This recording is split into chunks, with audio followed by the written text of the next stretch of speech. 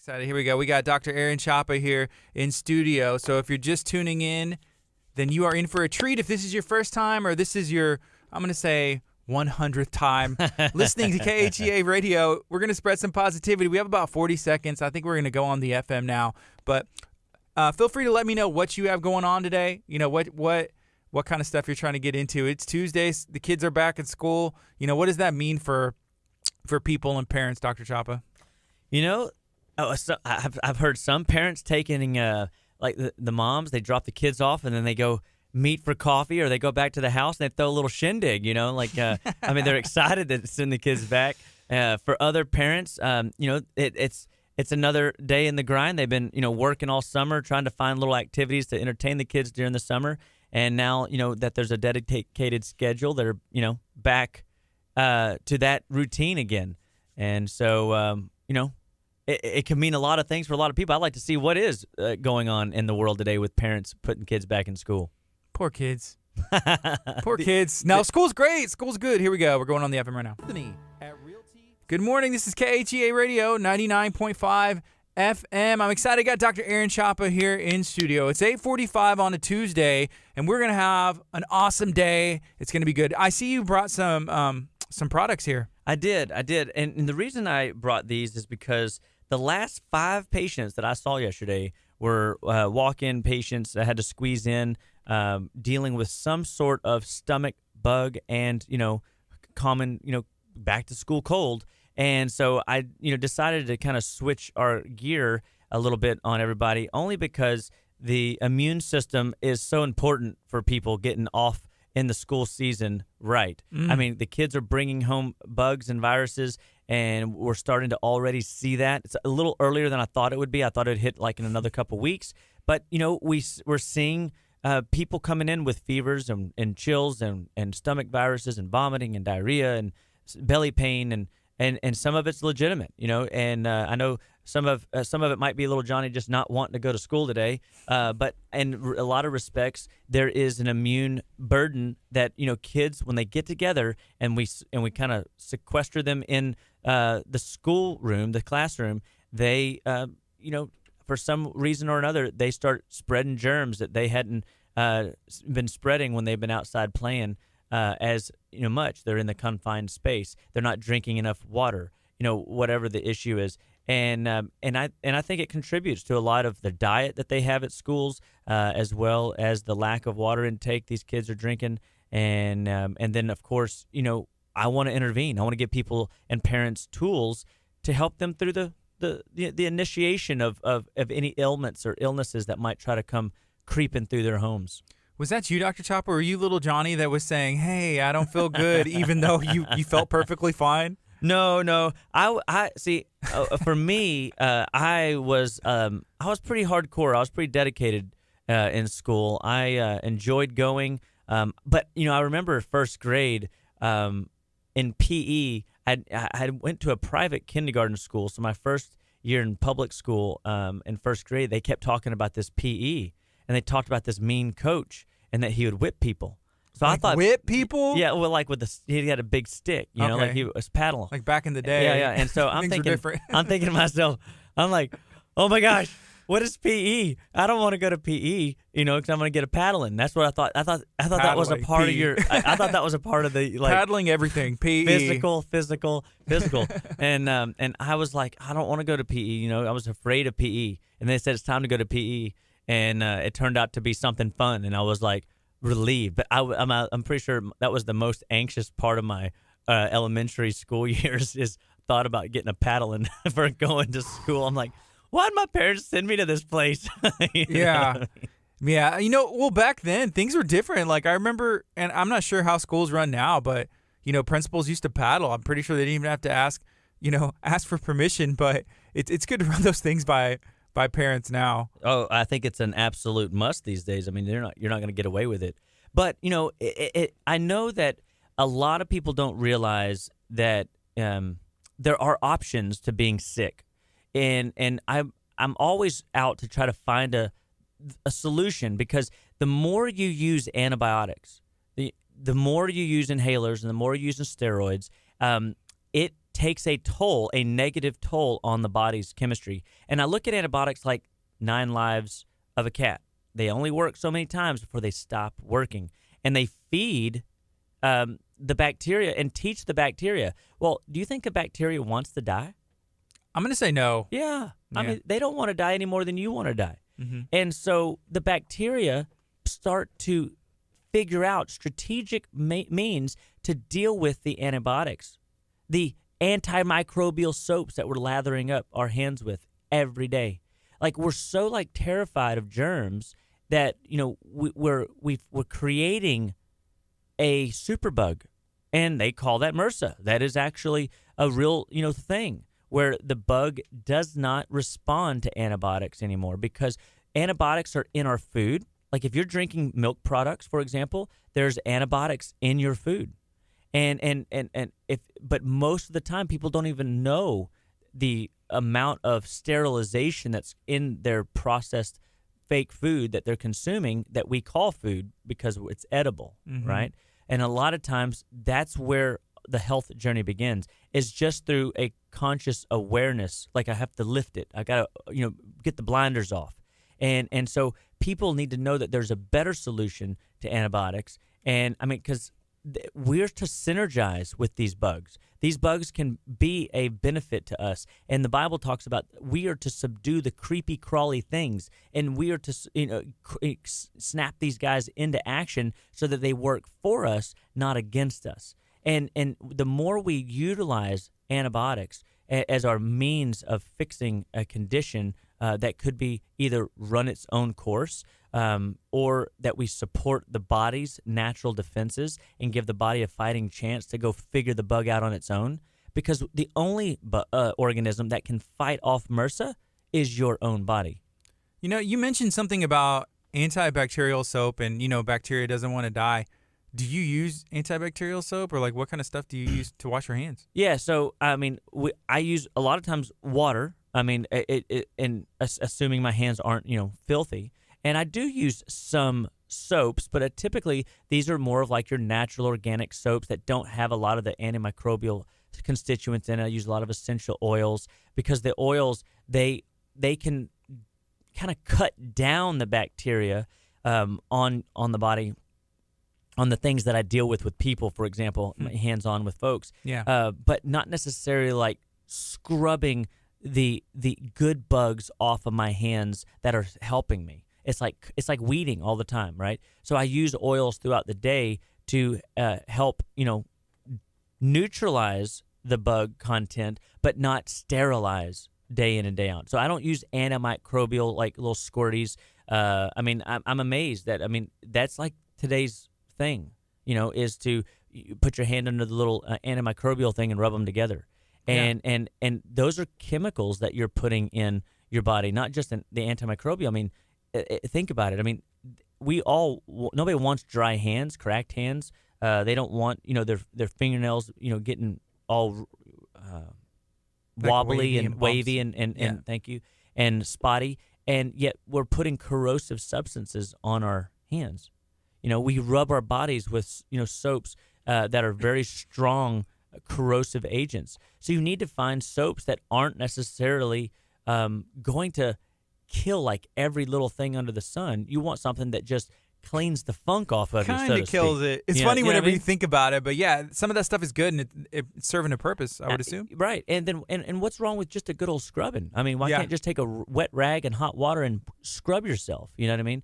And so we've got to learn to, like, how do we work with what is? Because they have taken bugs that needed air, they call those aerobic, and they put them in a vacuum space, anaerobic space, and the bugs figured out how to evolve and to, like, you know, not die off. Mutate. And they do. And so some of them, of course, would die, but they found that some of them did not die. And that they, frankly, thrived. And so the body's the same way. Your body can figure out strategically how to ward off an infection, whether it's a head cold, whether it's a sty in the eye, whether it's, you know, tonsils that are swollen up, whether it's, you know, adenoids that are swollen, whether you've got just constant drip down the back of your throat that's causing a sore throat all the time, or if you have a legitimate I got a flu-like symptoms, the achy body where everything in your body hurts, or you have fever.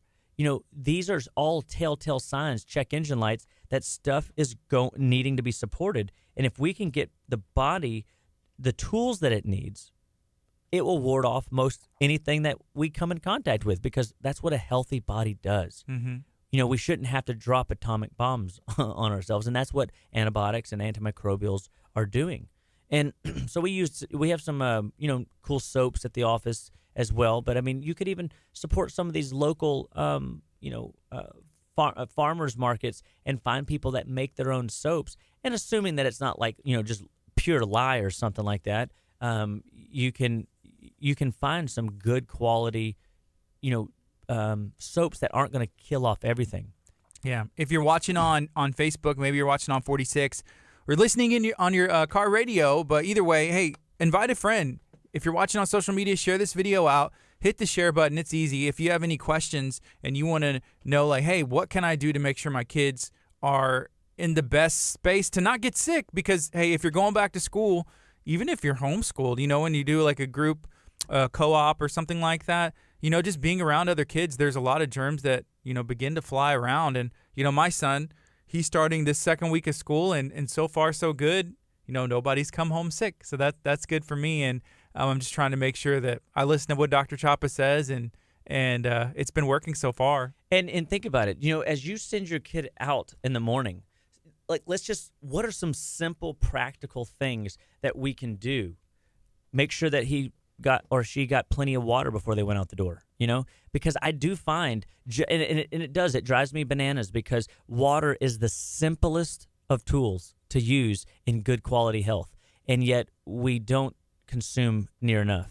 You need a liter of water per 50 pounds of body weight. So if you're 35 pounds, you could get close to 32. You know what I mean? Mm-hmm. You just have a 32 ounce, stainless steel container. Make sure that they get 8 ounces before they walk out the door. And that way you're a fourth of the way there. And then you teach your kids to drink more water. I mean, and when a child comes to me with a headache, my first inclination is that they're constipated and it's due to being dehydrated. And the same goes, the body's solution to pollution is dilution. So if the toxicity levels are too high in the body, and that could be immunologically, that could be physically through chemicals that they're putting into their body, that could be through metals that they're exposed to through other means and foreign, things coming into their environment. What we know is that you've got to make sure that you have adequate water every day. And just because it's liquid doesn't mean it's water, right? Right, yeah. Most kids are not drinking water. They're drinking what? I would say lemonade, sugary drinks, apple juice. You nailed it. And Right. and orange and all that stuff, right? And so and a lot of these juices that we're buying that we call liquid stuff, we're like, oh, okay, they're getting fluids. And the body will resource fluids out of there. But whenever you're putting in equal parts of good with equal parts of bad, or sometimes more parts bad, like high fructose corn syrup or artificial sugars, depending on which flavor you're going with, Mm-hmm. and all the different dyes and chemicals that are in a lot of these things, you start weakening the body. You put it in a chemical debt, where it's just accumulating debt from a metal chemical perspective, and that takes a toll on the body, and that resources the water to go do something other than a healthy.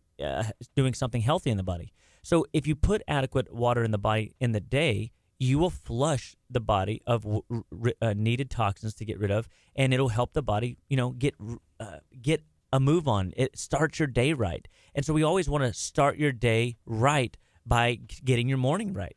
And the morning routines matter.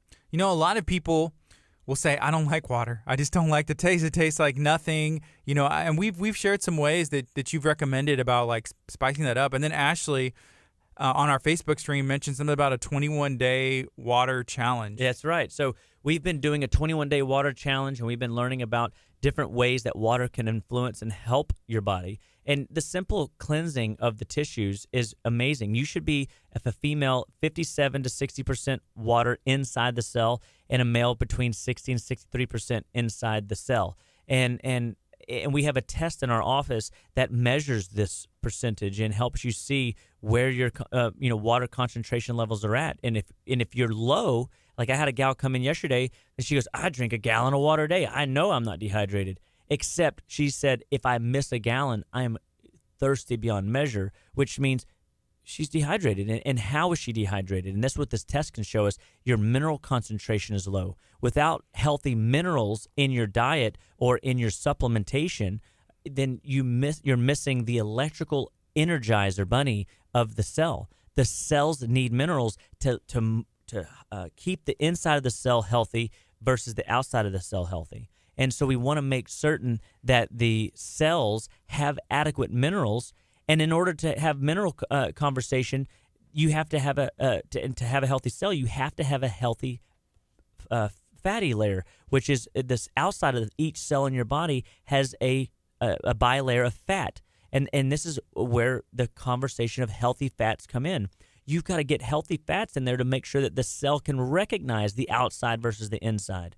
And it holds the organelles, the little substrates inside your cell in the cell, or prevents any foreign bodies outside the cell from getting into it to contaminate it and pollute it. And the healthier these barriers, the better the delivery of these minerals, the more hydrated your cell will be. It'll be like a fresh, plump grape that you sink your teeth in. Who doesn't love that? And it means that you're getting that spark. Those cells communicate with each other. They synergize with each other. And then when they see a foreign substrate come into the body like a bacteria or a virus, all of a sudden that virus or that bacteria doesn't stand a chance. Mm-hmm. Your cells are like a tent hut. We got that sucker. Boom, they take it out. And your kid doesn't come home ill. Wow. You know, about a year ago, I was trying to drink a gallon of water a day, and it was going great.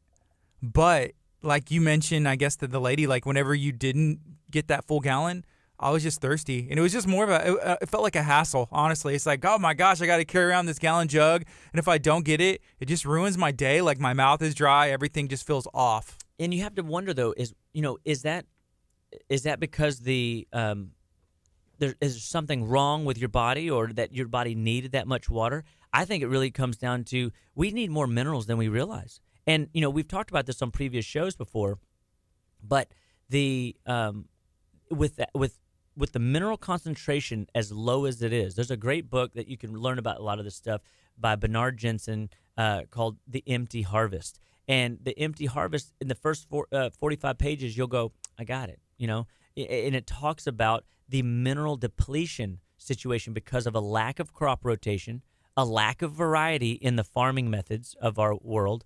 And all of a sudden, the body basically creates a shift because it doesn't perform as good as it should or could because we don't have a variety of different minerals and vitamins and nutrients coming in, micronutrients coming in from the different varieties available out there because not every vegetable has the same vitamin nutrient content. Otherwise, it would be biochemically identical to the other. It would either taste the same or look the same. But the world is too much of set up for variety. So here's a question that has to do with water. This was from Natasha. She asked on Facebook. She said, good morning. Just hopped on a question about water. Thoughts on high alkaline water. Would like to hear your opinion. Thank you. Yeah, you bet. Thanks for tuning in, and thanks for sharing our message out to the world around you. This is, Living Well Clinical Nutrition Center's desire to share a message of health and healing to people that is a non-drug-based approach. We want to give people alternatives to drugs and surgery. And when it comes to alkaline water, I think for a short period of time, it could be of value, and maybe even a little bit during the day wouldn't be the end of the world. What happens is the water that is alkaline, if you only consume alkaline water, it will neutralize the acid concentration in the stomach. And if you're not eating, that might be okay. But if you neutralize your acid levels, which means your pH goes from like a super acidic environment up more to a basic level, all of a sudden you're not going to digest the proteins or even kill off any foreign bodies that might be hanging on to the food that you're eating. I mean, you could be eating a lettuce leaf right now and it have a bacteria associated with it in the stomach acids, if they're in the right range, will denature that bacterium, and that spinach will then give you the value that it would should give you without the pathogen. But or a piece of meat, for example. So alkaline water has a place and a value, but I don't think it needs to be the crux of what people are drinking throughout the day. We need, from a source of water, reverse osmosis. We need water that has been filtered that has aluminum taken out of it, fluoride taken out of it, so that we're not consuming these, municipal waters straight. Because you either filter your water or you become the filter, which means your body stores the chemicals that are in some of these water, things that we're getting into. And a lot of the plastics that people drink out of today are loaded with estrogens, phytoestrogens, and they cause an overaccumulation of estrogens disrupting hormones in the body, which then causes cellular communication to go down, which weakens your body's immune system. So, and in your kids, you're like, well, how does that affect my kids? It doesn't affect them like as much as it would affect maybe if you've been doing it for 30 years. And this is what you have to start realizing, that is the health journey is ongoing. It's your whole life. So that conversation of like, oh, I didn't get my gallon in today. It's okay. Do your best tomorrow. But you want to make sure that you're reaching some goal. Like for me, if I at least get 100 ounces a day, I'm pretty happy. You know what I mean? And I can tell when I don't. And the way I can tell is, my bowels slow down. I can tell I'm not as sharp mentally. And my body's not as crisp as I like it to be. I want my brain to be like wicked fast, where I can process it lots and lots of information, and so that I can focus on the task at hand and not get distracted easily. And then I want my immune system to always recognize too. The same way I want to be sharp, I want my immune system to be sharp. And I think that it comes back down to having healthy levels of water. But to the alkaline point, the message is that alkaline, when you have a high alkaline base, you're less likely to develop cancer cells. And that there is some truth to that. I want people's morning pH to be between 6.4 and 6.8, maybe even 7 in some respects, for a healthy first morning pH in their urine, because that's a buffering mechanism that is showing me the health of the blood. And so the blood being the lifeline, I don't want the blood being thick. Water can help thin the blood. Cod liver oil can help thin the blood. And I want the blood to move pretty fast. And if it's got a lot of chemicals and debris in the blood, it doesn't move through the capillaries very quickly, and the body has to store those in other cells, and that creates a slowdown biochemically at a microscopic level. Okay, so we have another question that came in. We've been talking about water, and we've also specifically been talking about kids going back to school. What can you do to keep them from being sick? Right now it's 9:06. This is KHEAradio.com, 99.5 FM. We're streaming live on Facebook, and we have some questions coming in. This one's from April, and I'm kind of wondering myself, what about juice? Is it just a wives' tale to drink orange juice whenever you're sick? Because sometimes I remember my mom telling me, here, drink some orange juice. Yeah, so I think in the olden days, juices had a better place, because what mom would probably do, right, is she didn't have these fancy-dancy juice mans. You know what I mean? They didn't have these fancy-dancy juicers that we could take, 15 oranges and whip them through a machine really quickly and get this big old glass of juice. She probably didn't even have that fancy little device where you take it and you just kind of twist it over the top and it spills juice into your cup. Mm-hmm. It was probably her over there doing this, squeezing that thing, trying to wring out as much juice as she could, and you might get 1 or 2 oranges, and that's the juice that they were talking about. There's a story that, and this goes right into the conversation of immunity, is that in the olden days, this is the horse and buggy days, when the doctor showed up at your house with a horse and buggy and a black, little briefcase filled full of tinctures. And he walks into this lady's house, and the kid's got rheumatic fever or scarlet fever, I can't remember which. And the story goes that the doctor looked at the mom and said, I've done everything I can do for this child. There's nothing more I can do. And the mom goes, okay, I understand. He goes, I'll be waiting in the inn. I'll be back in the morning to help you with, finalize these affairs. There's a really sad tragedy about to take place. Well, the morning, the night happened, and the morning came, and the doctor gets back at the morning, and the kid's sitting up. He's ravishly eating. He's starving. He's like, I need food. He's eating. And when he left that night, he was in a big tub of ice. He was more or less, comatose. I mean, he wasn't fully there, but he was pretty out. And the doctor goes, it's a miracle. What happened here last night? And he's expecting, some spiritual revelation happened. And I'm sure there was a lot of prayer going on. I would never, take away from the power of the great physician. But this is what the mom did. She probably has said a prayer or two, and she trusted God in the supernatural, and she did what she could do in the natural. And what she did is she rounded up her 3 other boys and said, you go and you knock on every door you can. I don't care that it's dark. I don't care that it's sleeping time. You go bang on everybody's door, and you find me as many lemons as you can find. and they brought lemons back to Mom, and all night long, Mom was dripping lemon juice in the lips of this child. It gives me goosebumps to think of, the possibility here. And all night long, and around 3:30 to 4:30, Mom said something started to change. He started his hands started moving more. The color started coming back into his lips, and when he woke up, and at about 5:30 he popped up and said, "I want out of this ice bucket." The fever broke, and he started sweating profusely, and the doctor's just taking all this in, and he goes, "Where did you learn that?" And he says, "My grandma told me that as a wives' tale. When nothing can help you, drip the citrus into the mouth, and you'll see a miracle happen continually. But it's continuous." And the doctor goes, "I've heard about that." And the mom goes, "Why didn't you tell me? To try it. I would have tried it. Yeah. And what if I didn't know? Earlier. My boy would have died." Mm-hmm. And he goes, "Well, there's no documented papers on that." You see, we've got to break away from this attitude that we need documents and papers to prove it. Wives' tales can be a story passed down through the generations, and when you use real food as your medicine, you start to see miracles happen because the body does the work. You don't do the work. The doctor doesn't do the work. I'm not doing the work. I'm just facilitating real food into people's lives and helping people recognize make-believe food versus real food. Yeah. So what in the world about the lemon or the citrus can fix that? Glad you asked. I'm so glad you asked, because what happened there was there is a vitamin C complex. And in the vitamin C complex, there is vitamin C, obviously, right? Everybody knows vitamin C is healthy. Mm-hmm. But the problem with today is we all do what? We put extra in it. We isolate the vitamin C complex into a micronutrient called ascorbic acid, and we call that by the FDA standard ascorbic acid or vitamin C. But it's not. It's a mere fragment of the complex. The complex is vitamin C. The complex is ascorbic acid that protects the vitamin C.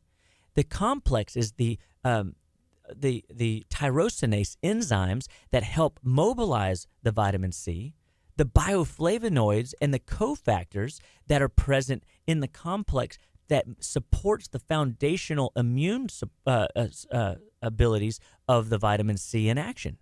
Without every piece of the puzzle, you don't have the full picture. And so Mom was dripping the full vitamin C complex from the lemon juice in her son's mouth and giving him the full complex. And so he was able to break the fever. Now, also, let's go back in time. Remember, this is horse and buggy days, right? Mm-hmm. So this is not the days where people are living on what? Junk food, processed food, sugar foods. They're doing preserved jams. They're doing, healthy livestock living. They're eating grains out of their garden or vegetables out of their garden. This boy had a foundation. He just got sick. And so his body was able to call upon the vitamin C complex to activate the immune system and to give it a lift and give it a boost, and his body was able to fight off and ward off the infection. That's wisdom in nature. That's God's plan, that for every poison out there, there is 2 to 3 antidotes. God provided everything we need. And so the complexes that we use in the office are food-based. The variety of mineral foundational support that we're giving people is restoring people back to a healthy foundation where the body has a fighting chance. Mm-hmm. And yes, you just grabbed Reacted Multimin. That's why it's up in the top 3 of my go-to products, because the body is so devoid of minerals, and the foundation being minerally lacking causes the electrical competency of your immune system to be weak and sluggish, and your immune system shows fevers or colds more randomly, repetitively. Yeah, here's some Reacted Multimin. It's a mineral. That's what I've been taking for a couple weeks now. Actually, last week was my first full week, and then this is the start of a next week, because I was dealing with some issues. I talked to Dr. Chapa, and he said, here, 1, 2, 3. And he asked me earlier before we even went on the air, he said, hey, how are you feeling? How is everything going? I said, I feel, to be 100% honest, 40 to 50% better than I did, 2 weeks ago. So he said, that's great. Let's see if we can keep it going and get another 40%, 50% in a knock week. it out. Yeah. And this is the game, man. And I really believe that if you lean on antibiotics or steroids or anything like that to get well, what you're going to find is a weakened immune system. If you paralyze the immune system, if you don't use it, you lose it. That's right. So if we can build a strong, healthy immune system by allowing it to get sick. Listen, guys, every one of my kids have gotten sick. Every one of my kids have had big fevers, 103, 104, and people are like, that's crazy. I'm like, no, that's healthy. That's what the immune system's supposed to do. It's supposed to get hot. The reason it gets hot is it activates the body to go and an attack against the bacterium, and it learns the bacterium. It strategizes against its enemy, and it goes and it defeats its enemy. And guess what?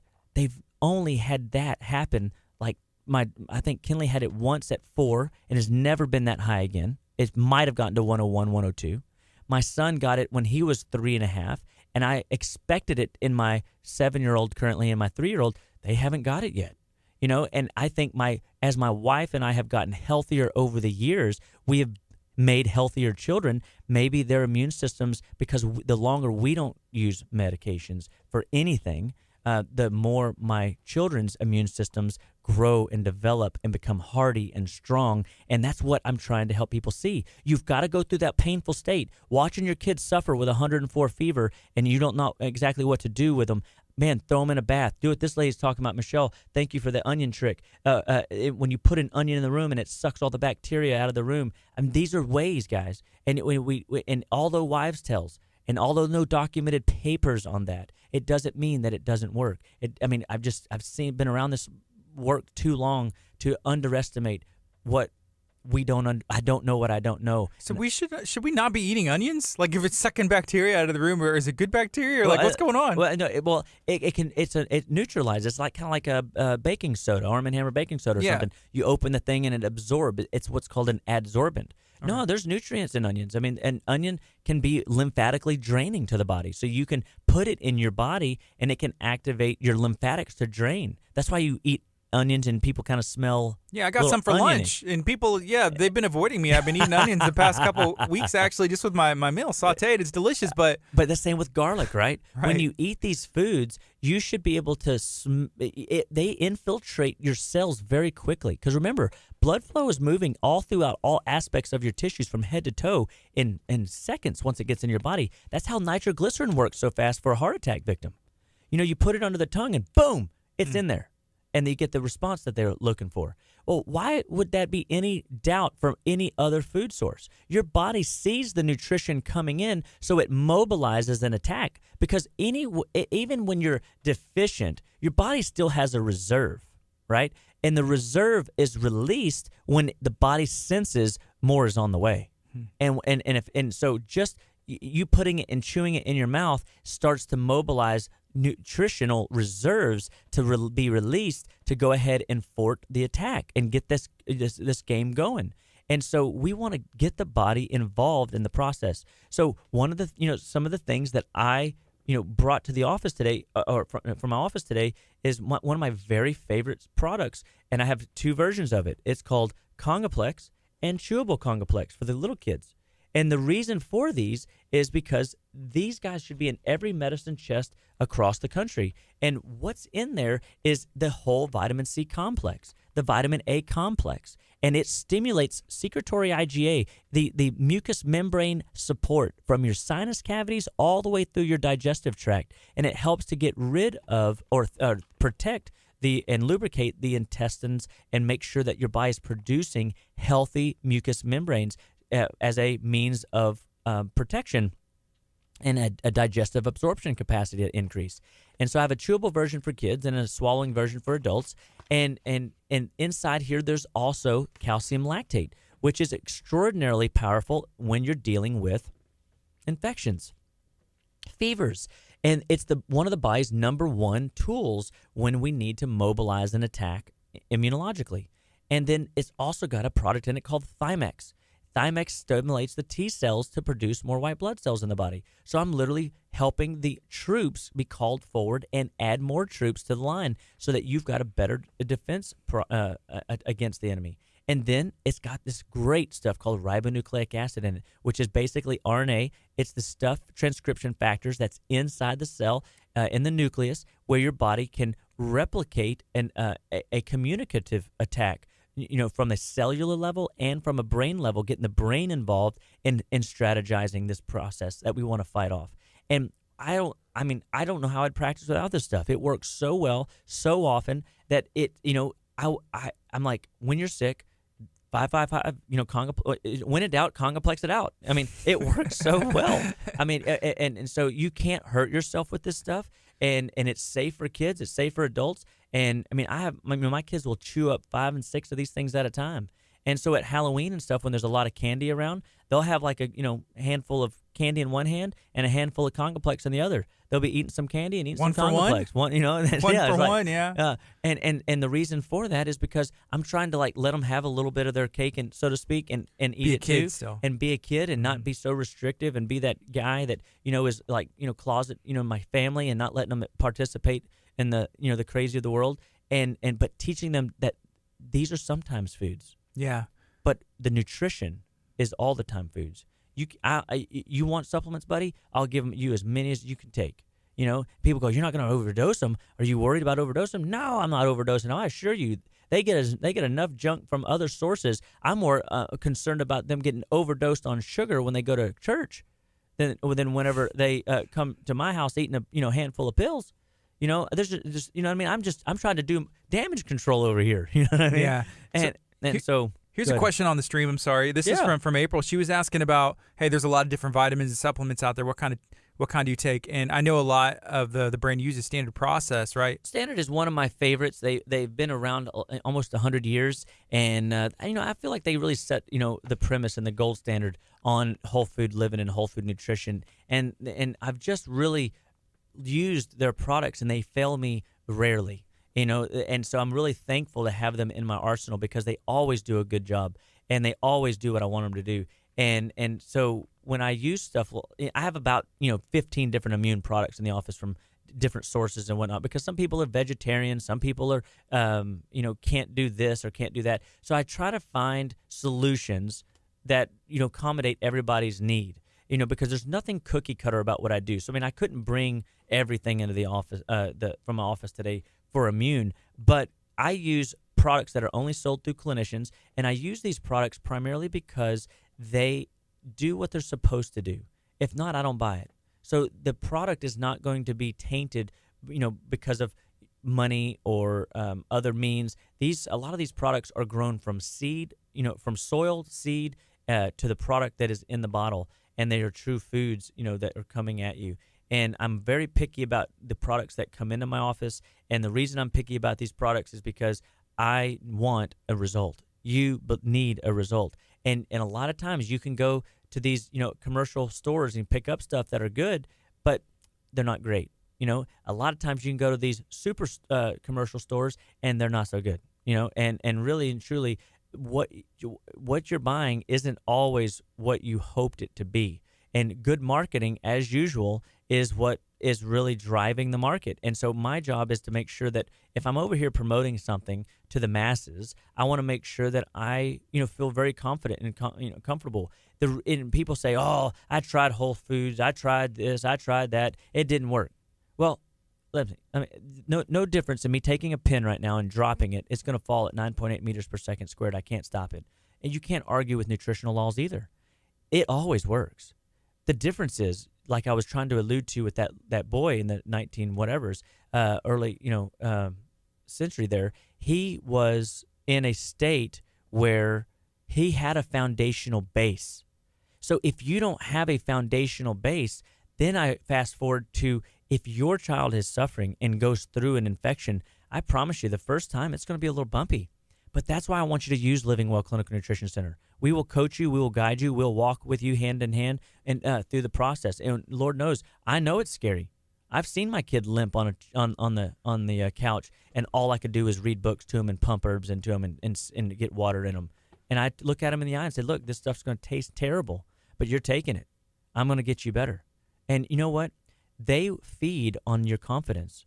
As a parent, if you're not confident in your therapy, they ain't going to get better. because you're going to be timid. And you sometimes can't be timid when you're giving the body tools. You don't want to be timid, fighting this, World War I. You don't want to be timid fighting World War II. We got to go out there with guns blazing. We got to run that flag to the forefront. We got to, go, do what it takes and push beyond what our limitations in our own mind is, and say, you know what? What if this works? What if he's saying I have an internal immune system that God's given me that needs to be stimulated, fed, and strengthened and trained for battle? Mm-hmm. That's what you're doing, guys. Every time you take these supplements, every time you take a program that I build for you, I'm downloading new software in your body, and it's running programs, and it's making you stronger. It's making you more alive. It's making your body more vigilant on seeing the bacteria before it sets in. And that's exciting. And so I use products that can drive those processes with confidence. That's what Ashley did. She left a comment on here. She said, my daughter had a cough and runny nose last week. I was afraid she was getting sick the first week of school. I gave her some Congaplex and the kid cold tincture from your office. She was 100% better in one day. So she went to war. She did it. And that's right, Ashley. You went to war. That's how you got to go after this stuff, man. And I've got liquid herbs. I got supplements. I got powders, and people go, oh, I mean, you just pump so many pills at people. Yeah, you're right, and that's because your diet is so devoid of nutrition, and I've got to feed you somehow. I've got to wake your cells up so that you start waking up to the idea that food can make you strong, mighty, and vibrant again, and that's what makes me fired up. So I use stuff like coral. If you got kids that are growing, this stuff is white gold. Will that make adults grow too? Like, will I grow if I take that maybe, or no? You won't necessarily grow any bigger if you're over 25. But when a child that's developing, their bones are elongating, are they not? Right, yeah. Their immune systems are downloading new bugs day in and day out that they haven't seen before. So the longer we're on the planet, the more we've seen, the more our immune system adapts. But as a kid, the kids need building blocks. And I think a lot of times, when you see failure to thrive, or you see challenges in, Charlie horses, cramps, aches, anxiety in your legs, feet, arms, or hands, if you crawl into bed at night as an adult even, and you start feeling that ache come in your calves, or your feet start getting restless and you start moving around a lot, and you're like, why is this happening? I thought I was tired. That's why I got in bed, and now I'm all restless. That's your body shutting down. It's going into a sleep state, but it's running low on specific minerals in order to put you in that subconscious state. And that's what I always tell patients. If you're going to sleep and you're dreaming all night, and you're dreaming, and you can literally watch movies all night in your head while your eyes are closed, that means you're not sleeping. You're still consciously awake. I got a question about that. So here recently, I've been taking some stuff. It's called Sleep Multiplier, and it's kind of helping me get to sleep. And it's been a great tool to use, like, especially if I know I don't have, like, I'm getting a normal night's sleep and I have time. I take it, Is there something bad about that, taking those things to help me go to sleep? And you're taking which one again? It's called Sleep Multiplier. It's put out by a Do you know what's in it, ingredient-wise? I don't know what's in it. I'll have to bring it next time, and we'll look at it. Because here's the deal: if there are if it's a medication, that's forcing your body to shut down certain pathways, you could be also causing chemical toxicity buildup in other areas. So it's like you're trading one evil for another. And so it might have a good effect on you today, but then it starts wearing off later. Again, what I was saying earlier, if you don't use it, you lose it. You need to activate your body's own abilities to shut down the body into a subconscious state where you get and maximize growth hormone. So we use things like coral. This one that I grabbed is coral, and which is magnesium and calcium. And I love this stuff because it is very, very absorbable in the cell structure. And your body needs an abundance of magnesium and calcium to function physiologically in the muscles, immunologically in your immune system, in your brain and blood flow, and every other aspect of development. And so when a child is teething, a baby's teething, they need more coral. When a child is growing and they're having growing pains, guys, are just a check engine light. They're just a check engine light that the body needs more minerals. And if you give the body healthy fats, the cod liver oil with the minerals, now you've got a carrier of good, healthy, fats of the minerals to their destination, and you get the bang for your buck. And you can see an improvement in minutes And so probably not. It's probably not the worst thing that you're taking. It might have melatonin in it. It might have some other things. And I have a hierarchy. I want to start with the simple. The simple is God's tranquilizers. The simple is minerals. And that feeds the body electrically, that feeds the body metabolically, and that feeds the body immunologically, and that feeds the body in a rest and digest state, the parasympathetically. We want to get the body the tools that it needs to do what it needs to do. So from a foundational support, you put the coral and cod liver oil in, and then you drop things like Congoplex in, or Kid Cold, or INF Fighter, like Ashley was referencing, and all of a sudden now your kid is not getting sick. They might get a sniffle, but you knock that sniffle out long before it turns green, long before it turns into something that keeps them out of school for a week or a month. Speaking of kids, this is from Jordan. He said, hey, not sure if this was asked already. I'm looking for a multivitamin for our toddler. What do you recommend? What should a toddler be taking? Boom. I'm so glad you asked. I got it right here in hand. This is called Chewable Catalin. Chewable Catalin, along with my DHA Junior, here you go, this tastes great. It's like a little cherry flavor.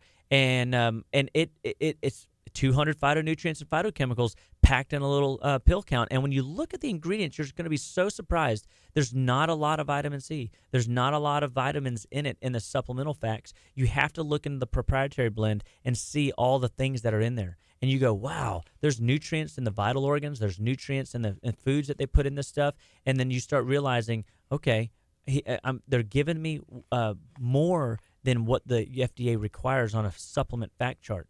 These are very powerful. And so I use Catalin as a foundational base. And I even take this stuff from time to time whenever I just want, something sweet. This is kind of like my candy right here. And because it tastes good to me. I mean, I really enjoy it. But kids really like it. I take the adult version, and a couple of. I have several multivitamins. It's okay if you take the kid version, Dr. Chapa. I'm not going to hate on you. I would do the same thing. I mean, it's so good. It makes my heart sing. I really love it. And then what I also do, so I do this with cod liver oil, and I have a DHA Junior pill that's loaded with good omega 3s and omega 9s. Have a really cool test in the office too that we're starting to look at, and being able to evaluate whether or not your omega-6 to 3 ratio is adequate. And and we're finding that right now, most people's 6s to 3s are anywhere from 37 to 1. They should be 6 to 1.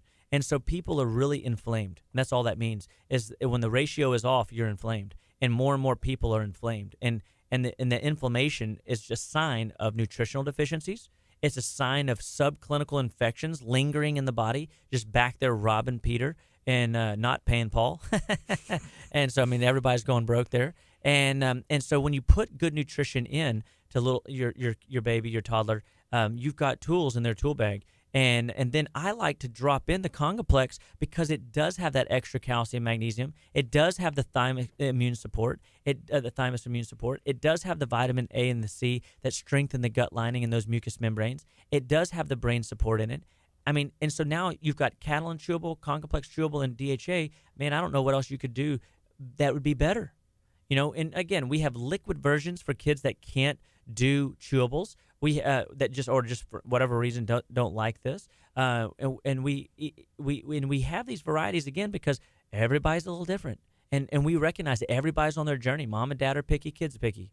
You know what I mean? So we've got to find what works for you and build from there. So we have all kinds of stuff because, in my family, my kids, they do what I do. They want to do. I make it fun. I make it look fun. Yeah. And so I don't make it like I hate taking my pills, I'm like excited about it. I'm like, I get to take this stuff every day. I'm blessed and highly favored. I'm thankful that God showed me this technology. So you think if I'm picky, my kids see that and I'm like, I'm not going to eat that. Absolutely. Then that's just going to feed to them. That's right. And I hate to say, dads, it's don't take this personal. It's you. When you're negative about, mama's cooking, oh, I'm not eating that, or I'm not eating that, or I'm not eating that, or you don't even have to say it. Little Johnny's watching what's on your plate. They can pick it up. And they can pick up your energy in a heartbeat. So should we eat it even if you don't like it? Yes. Because Gary Knoll is a famous nutritionist. He was a beautiful man. I mean, he looked awesome. He was lean. He was excited. He was vibrant. I mean, this dude was super duper knowledgeable. I mean, I used to have all kinds of cool videos from me I'd play in the office because I like other people to be sharing the message, not just Dr. Chapa, because I don't want people to think that I'm the only lone ranger out there that believes this stuff. I want you to recognize that, I am standing, thankfully, bless you, old Jesus, for giving me, great mentors and teachers. I am standing on the shoulders of giants, that have gone before me and that have figured this stuff out. And I believe, beyond a shadow of a doubt, that it starts with food. If you don't have variety, how are you going to have, the body's full encompassed approach of resources that the body needs to be cardiovascularly fit, or to be physically fit, or to be neurologically sound, or to have immune systems that can ward off viruses and parasites and bacterium when you're exposed to them? Because we're all going to get exposed to it. It's not a matter of if, it's when. And so, I mean, I'm lucky. Kids come in my office and parents say, "Well, my kid's sick today. Should I bring him?" I'm say, "Heck yeah! That's how you inoculate me. That's how you make me stronger. You're making Dr. Chapa stronger by coming and coughing all over me." And I love it. I need it. And I believe that helps build my system. So every year when the new, a scary flu comes into town and everybody's panicking, I'm like, bring it on. I want to get it. I want to roll through it. I want to stand back up and say, this is how I did it. And that's just how you can do it too. And I want you to see that this area is not scary if you've got the tools and you've got the knowledge and you've got people to reach to for answers. And that's what Living Well is. It's a resource for you. We want to be a light to you for your spiritual health as well as for your physical and biochemical health.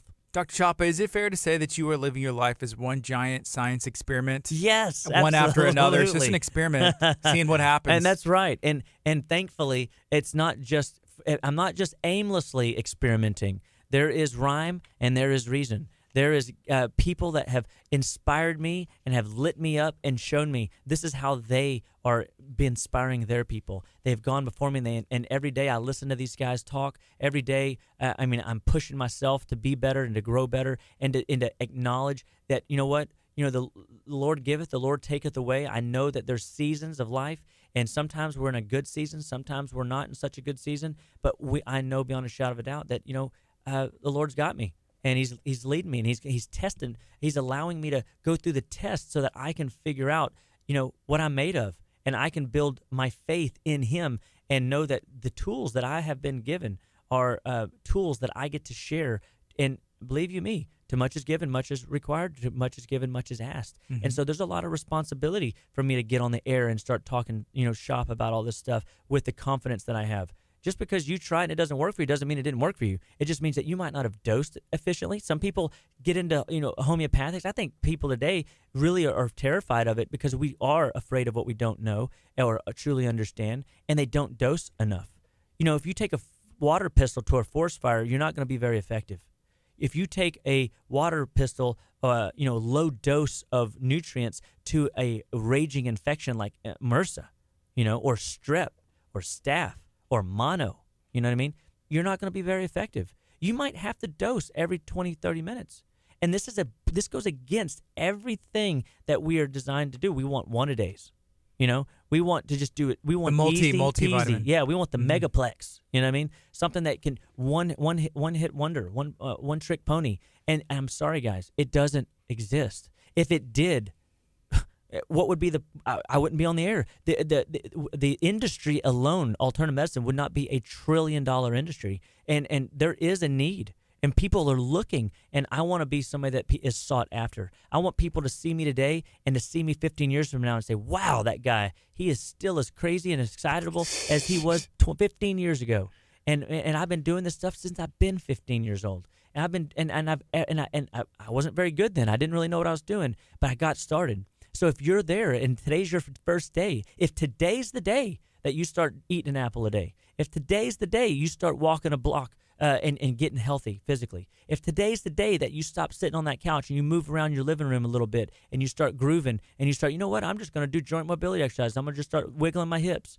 Nobody's watching. and I'm going to just start moving. If the dude don't move, what? The dude don't groove. That's right. The dude don't groove. I had a patient that I said that to yesterday, and she finished it for me, and I got so excited. She goes, "Well, I listen to you every Tuesday." Well, really, I have to listen to the rerun because I can't, listen. I have other engagements at our time. But I'm just so excited, guys. If you've got a friend, a family, a loved one, somebody that needs to hear this message, please send this message out to them because we've got tools that can help them. And I just, I don't know what this message is. It says, "Do you have any left backs?" He's available? talking about soccer. We're talking about soccer next. Football. Celtic FC America. That's what he said. I think I believe that's the position. That's what he put the. I was like, that's a new health question? I don't know the answer. So let's talk about this last one. I don't know how much time we have. Where are we at on time, bud? We got some time. All right, cool. We got like 15, 20 minutes. Oh, beautiful, man. I'm just like all fired up and excited over here. So again, guys, I hope that y'all really know how much I love this work. I love that y'all are tuning in every week. I see that, the numbers growing and the shares and the likes. It means stuff to us. It helps us know that that this information is valuable. So we want to know what you want us to talk about. We want to answer your questions to the best of our ability. So you can call in, you can tune in, you can chime in, you can email. We will get back to you. Living Well Clinical Nutrition Center wants to be a help. We believe that all life starts and stops at the cellular level. We believe that it is a foundation for where you want to be 15 years from now, especially with your kids. Today we're kind of talking about immune health. Today we're talking about how to get healthy, stay healthy. And so you be the example. Be the lead learner. Start figuring this stuff out. It's always mom first or the kid first. They're the guinea pigs. And mom brings them in or the mom brings them herself in. And then I start seeing dad pop in. And it's amazing. Dad is typically, he'll wind up being my better patient. I got a guy right now. I think he's like 60 pounds down. And he's been with us just since the beginning of the year. And not even that long. I can't remember exactly. But, I mean, he is on fire. His blood work looks good. He feels great. And he's lighting his family up. His wife goes, "I've never seen him like this." He's like he is like on board. His son is starting to change his palate. And this is the thing. Kids will always do what you're doing. They won't do what you tell them as much. They will a little, but not much. And they will always, when your back is turned, definitely won't do it. They'll be spitting out the pills or something. Or they'll be, spit. My daughter, when she was, she's 13 now. Whenever she was, I guess 4 or 3, she took food outside and then brought a plate of food, empty plate back in. And I'm like, I look at her and I'm like, snacking outside, no big deal. Yeah, go check. Easy peasy, right? Right. And I'm like, there's no way she'd gobble that up that fast. I know this kid. And I went out there, and sure enough, she dumped the food behind her little playhouse, thinking I wouldn't find it. Did you make her eat it? Like you're gonna eat this food and no, enjoy? but I did send her to her room, and she at that point, and she's the girl that you can look at her and she'll crumble under like, oh no, I really messed up, and even at 4, and yeah, it is funny because I mean this is what kids do. They're always gonna put pushing boundaries. They're always gonna be pushing the limits. But again, when it comes down to health, if you make it fun, if you get them in the kitchen, a wise chef once told me, a good friend of mine, and he's in, I think, Colorado now. They just moved there not too long ago. I was just opening a book that they gave me at a going away party I went to. They gave me a gift at their going away party. It's kind of funny. But it was a book, a health book, and a cookbook on Whole30, and that's what introduced me to Whole30 back in the day. And it blew my mind. But he said the easiest way that he's gotten all of his nieces and nephews and his own kids to enjoy cooking is he makes them in the kitchen and cook with him. He lets them cut stuff. He lets them make a mess. He lets them throw it on the grill to hear the sizzle. He lets them burn stuff on the skillet and ruin foods so that they learn and they appreciate and they get comfortable in the kitchen. And that's a part of it. Get comfortable in the kitchen. Get comfortable in what you're not comfortable doing right now when it comes to your health, because it could give you life, longer down the road. It can give you longevity down the road that you wouldn't have had you not started today. So let today be the day. Let today be where you start your health journey. And so this last thing that I brought in is called sesame seed oil. And again, guys, I've got like so many immune products to share and to help. And what sesame seed oil does, and unfortunately the sesame seed oil that you buy in the bottle does not do the same as the sesame seed oil in these little capsules. I've tried it. It just does not have the same effect, and that's because as soon as the air hits it, it begins to go rancid on you. And a lot of these bottles, they're big bottles, and the air hits it quite frequently. Sesame seed oil is literally, it just tastes like Chinese food. It's amazing. I've had it before. It does taste like Chinese food. It's good. And most kids love it because it just tastes like, something that, they're eating in the home. I mean, people still go to Chinese food restaurants and stuff and eat Asian foods. And sesame seed oil stimulates the bone marrow to produce more white blood cells. And when you stimulate more white blood cells in the body, you have more troops on the front lines that can go forward and help ward off infections that you're dealing with. This Congoplex and Coral are literally my trio, and it could be Thymex in place of Congoplex. It really depends. I use Congoplex more for immune-based problems that are kind of in the department of staph, and then Thymex more in the high lymph kind of department pattern that looks and feels like more of a strep style infection. And so it depends which one I use, but the sesame seed oil, the Congoplex, and the Coral will knock out fever, in no time flat. And you'll go, wow, I thought the fever was good. Well, the fever's a check engine light. The fever is showing us that the body is increasing body temperature, trying to mobilize an attack and a strategy on fighting off the infection. When you give the right building blocks to the immune system, something interesting happens. The body gives a feedback that you're doing the right thing, so the fever drops down. So if a car is running at high speeds and the engine burns up, is that a bad thing?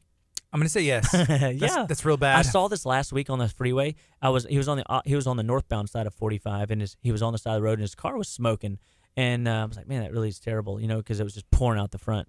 And when I left the radio, I drove back by, and the car was driving. I don't know why I just happened to recognize it, but flashers were on, and he was driving down the road at 5 miles an hour on the freeway, and just trying to get to where he was going. And but you could tell that car wasn't in a happy space, and that car was overheated. And so that's where the fear comes in with fever, right? We're afraid of seizures. We're afraid of neurological decline. We're afraid of all kinds of different problems. But the body will give you a positive feedback in dropping the fever if you put the right puzzle piece together. And sesame seed, Congoplex, and Coral is almost hands down a home run every time. Mm-hmm. And you can see a drop in the fever by half a degree to a full degree in 15 minutes. It's awesome. But it makes sense, right? I mean, I can control the thermostat on my house pretty easily by pushing a button. I can control the thermostat by quality control and airflow on my grill pretty easily if I just adjust the airflow. And inside of minutes, I can get that change. So why wouldn't the body be just as effective? And it is. It is that effective. And nobody's just learned to pay attention to it. And nobody appreciates the idea of taking product every 10, 15, 20 minutes when the fever's really high like that. 103, 104, I am not waiting 3 hours to dose again. 15 minutes, boom, I'm hitting them again. Boom, I'm hitting them again. Oh, if that ain't working, I'm pulling out the big guns. I'm bringing in INF Fighter, which is an herbal of golden seal, echinacea, and chaparral. I'm bringing in antioxidant formula, which is another chaparral-based product, and echinacea, and some reishi mushroom. I bring in some other really powerful things. If it's a flu-like thing, I bring in things like Kid Cold when I can't get the fever to break and do what I want it to do. I'm aggressive with this stuff, and I'm trying to help people realize a part of why homeopathy ain't working for you and your family is because nobody is teaching you how to go after it. You're being passive. If somebody was stealing your purse or trying to rob your house, you would probably be a little bit more aggressive than you're being with these infections or trying to take some of these supplements. And I get it, side effects. I get it. We're trained because every commercial, the 20,000 hours that you had last year alone of pharmaceutical ads had 15 seconds devoted to speed talker guy of all the different side effects that are possible with that product. Side effects may include nausea, diarrhea, heartburn, indigestion, like everything else like that. And you did good, Gardy. I don't want any of that. Yeah, and so everybody's afraid. Pill for an ill every pill is gonna have a side effect, and it doesn't have to be that way. And I find that, sure, things happen, right? I'm not going to say no one ever has a reaction taking stuff in the office. That would be a lie. But I do know that most of the time, it's because of the complexities that we are dealing with. Where that little boy back in the day, the lemons were enough. I can't say that scarlet fever and lemon juice under the tongue would be enough because people are so lacking in their foundation. And the base. Yeah, the base is not there. Yeah. And so when you don't have a nutritional base, which is why you've got to teach your babies, teach your kids, teach your young people early in life to support the base so that when it hits the fan and you go, oh my gosh, I'm sick, and they don't feel good, and now they're being even more rebellious and more resistant. Now I go to my kids and say, you know what's coming, and they go, okay, I'm opening my mouth. So I'm gonna say this, and hopefully it comes out in the best way possible. But what about teaching your wife to have that base? And I'm really hesitant to say I wasn't gonna bring up anything, but my wife actually texted me. Okay, so you got permission. Yeah, she said his daughter sounds like me. Taking the plate, dumping it out. In your daughter, she's 13 now. That was obviously whenever she was 4. So yeah, my wife sounds like your daughter when she was 4. And I said, I know, I didn't want to say it though. And she said, you can, I'll allow it.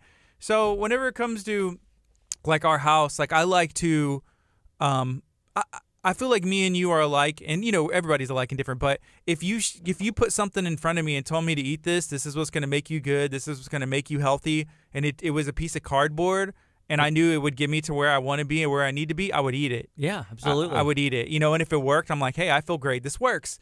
If it doesn't, I'm going to move on and find something else that does. So with my wife, she's not like that.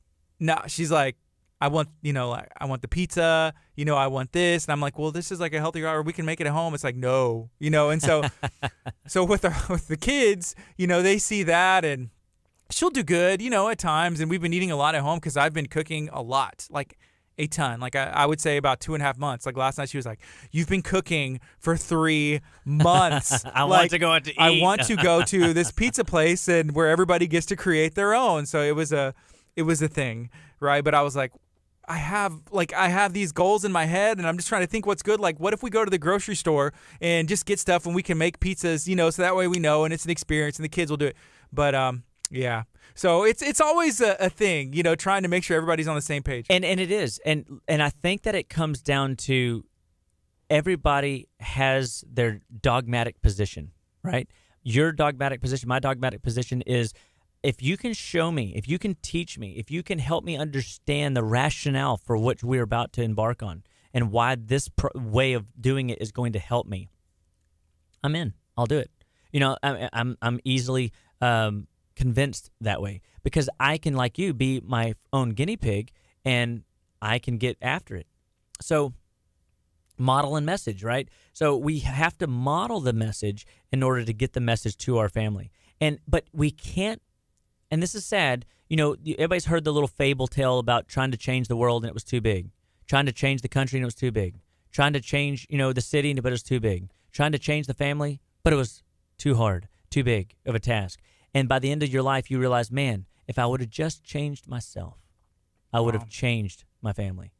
My influence alone, changing me, focusing on, and I'm not trying to say be selfish or anything like that, but I'm just saying by setting the tone, by setting the example, by being all that you can be in the Lord, by showing, the smiles, by being confident, by going out there, again, because people are watching you.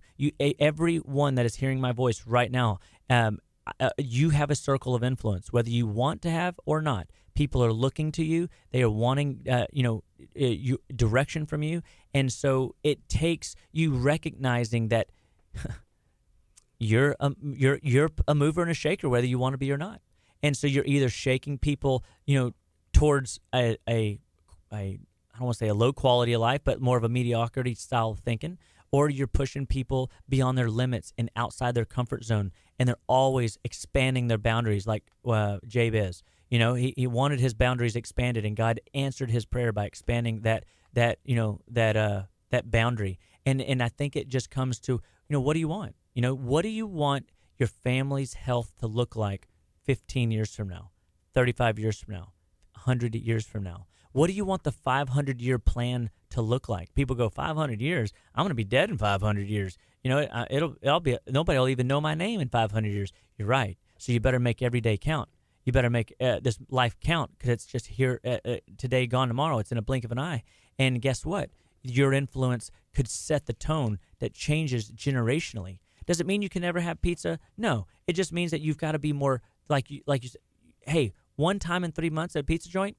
That sounds great. I'm in. Yeah. You know what I mean? Because that way you're playing the game. What happens is the average American is consuming the same 11 to 15 meals over and over and over again. Really, it's 10 to 11 meals is the average that they're recycling. So I appreciate that because we only do what we know how to do, not necessarily what we want to do. And a lot of times we want to be healthy, but we either don't know how to be healthy or we just find that it's work. That kitchen's intimidating. The dishes are no fun. I don't have that. I don't have the mustard spice in my pantry. I can't do the whole recipe now. I don't have the chili powder. I don't got the garlic powder. I don't have the Marjan or whatever. You don't have this, so you just throw the baby out the bathwater instead of just saying, you know what? I don't have that one. Oh, well. Like I made my mom's famous tomatillo sauce yesterday or this weekend. Is that the one that's in the recipe book? Yes, I love it. I've had it. I've attempted it, and it's delicious. I'm sure hers is better. And I forgot the most important ingredient. Tomatillo? No. Cilantro. Without cilantro, it's not. It is not the salsa that I love. And it took me a day. And my mom goes, "You forgot something." I go, "What? What do you mean? What are you talking about?" This is like a day later. Yeah. She goes, "You forgot the cilantro." Wait, did she eat it? And she Yeah. could tell. She's like, she goes, "This ain't my stuff." she's like, Aaron. And I was like, "I'm sorry to break the news to you, but you blew it."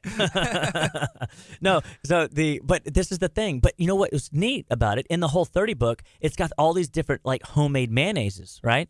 Well, I didn't realize it, and so this was a blessing in disguise. The base that I made actually can serve to make a cilantro-based mayo from the Whole30. It can serve as an Italian base mayo. And you can use this mayos to hold things together in your different Whole30 dishes that you're making. And so I do that quite a bit. And I didn't realize that it turned out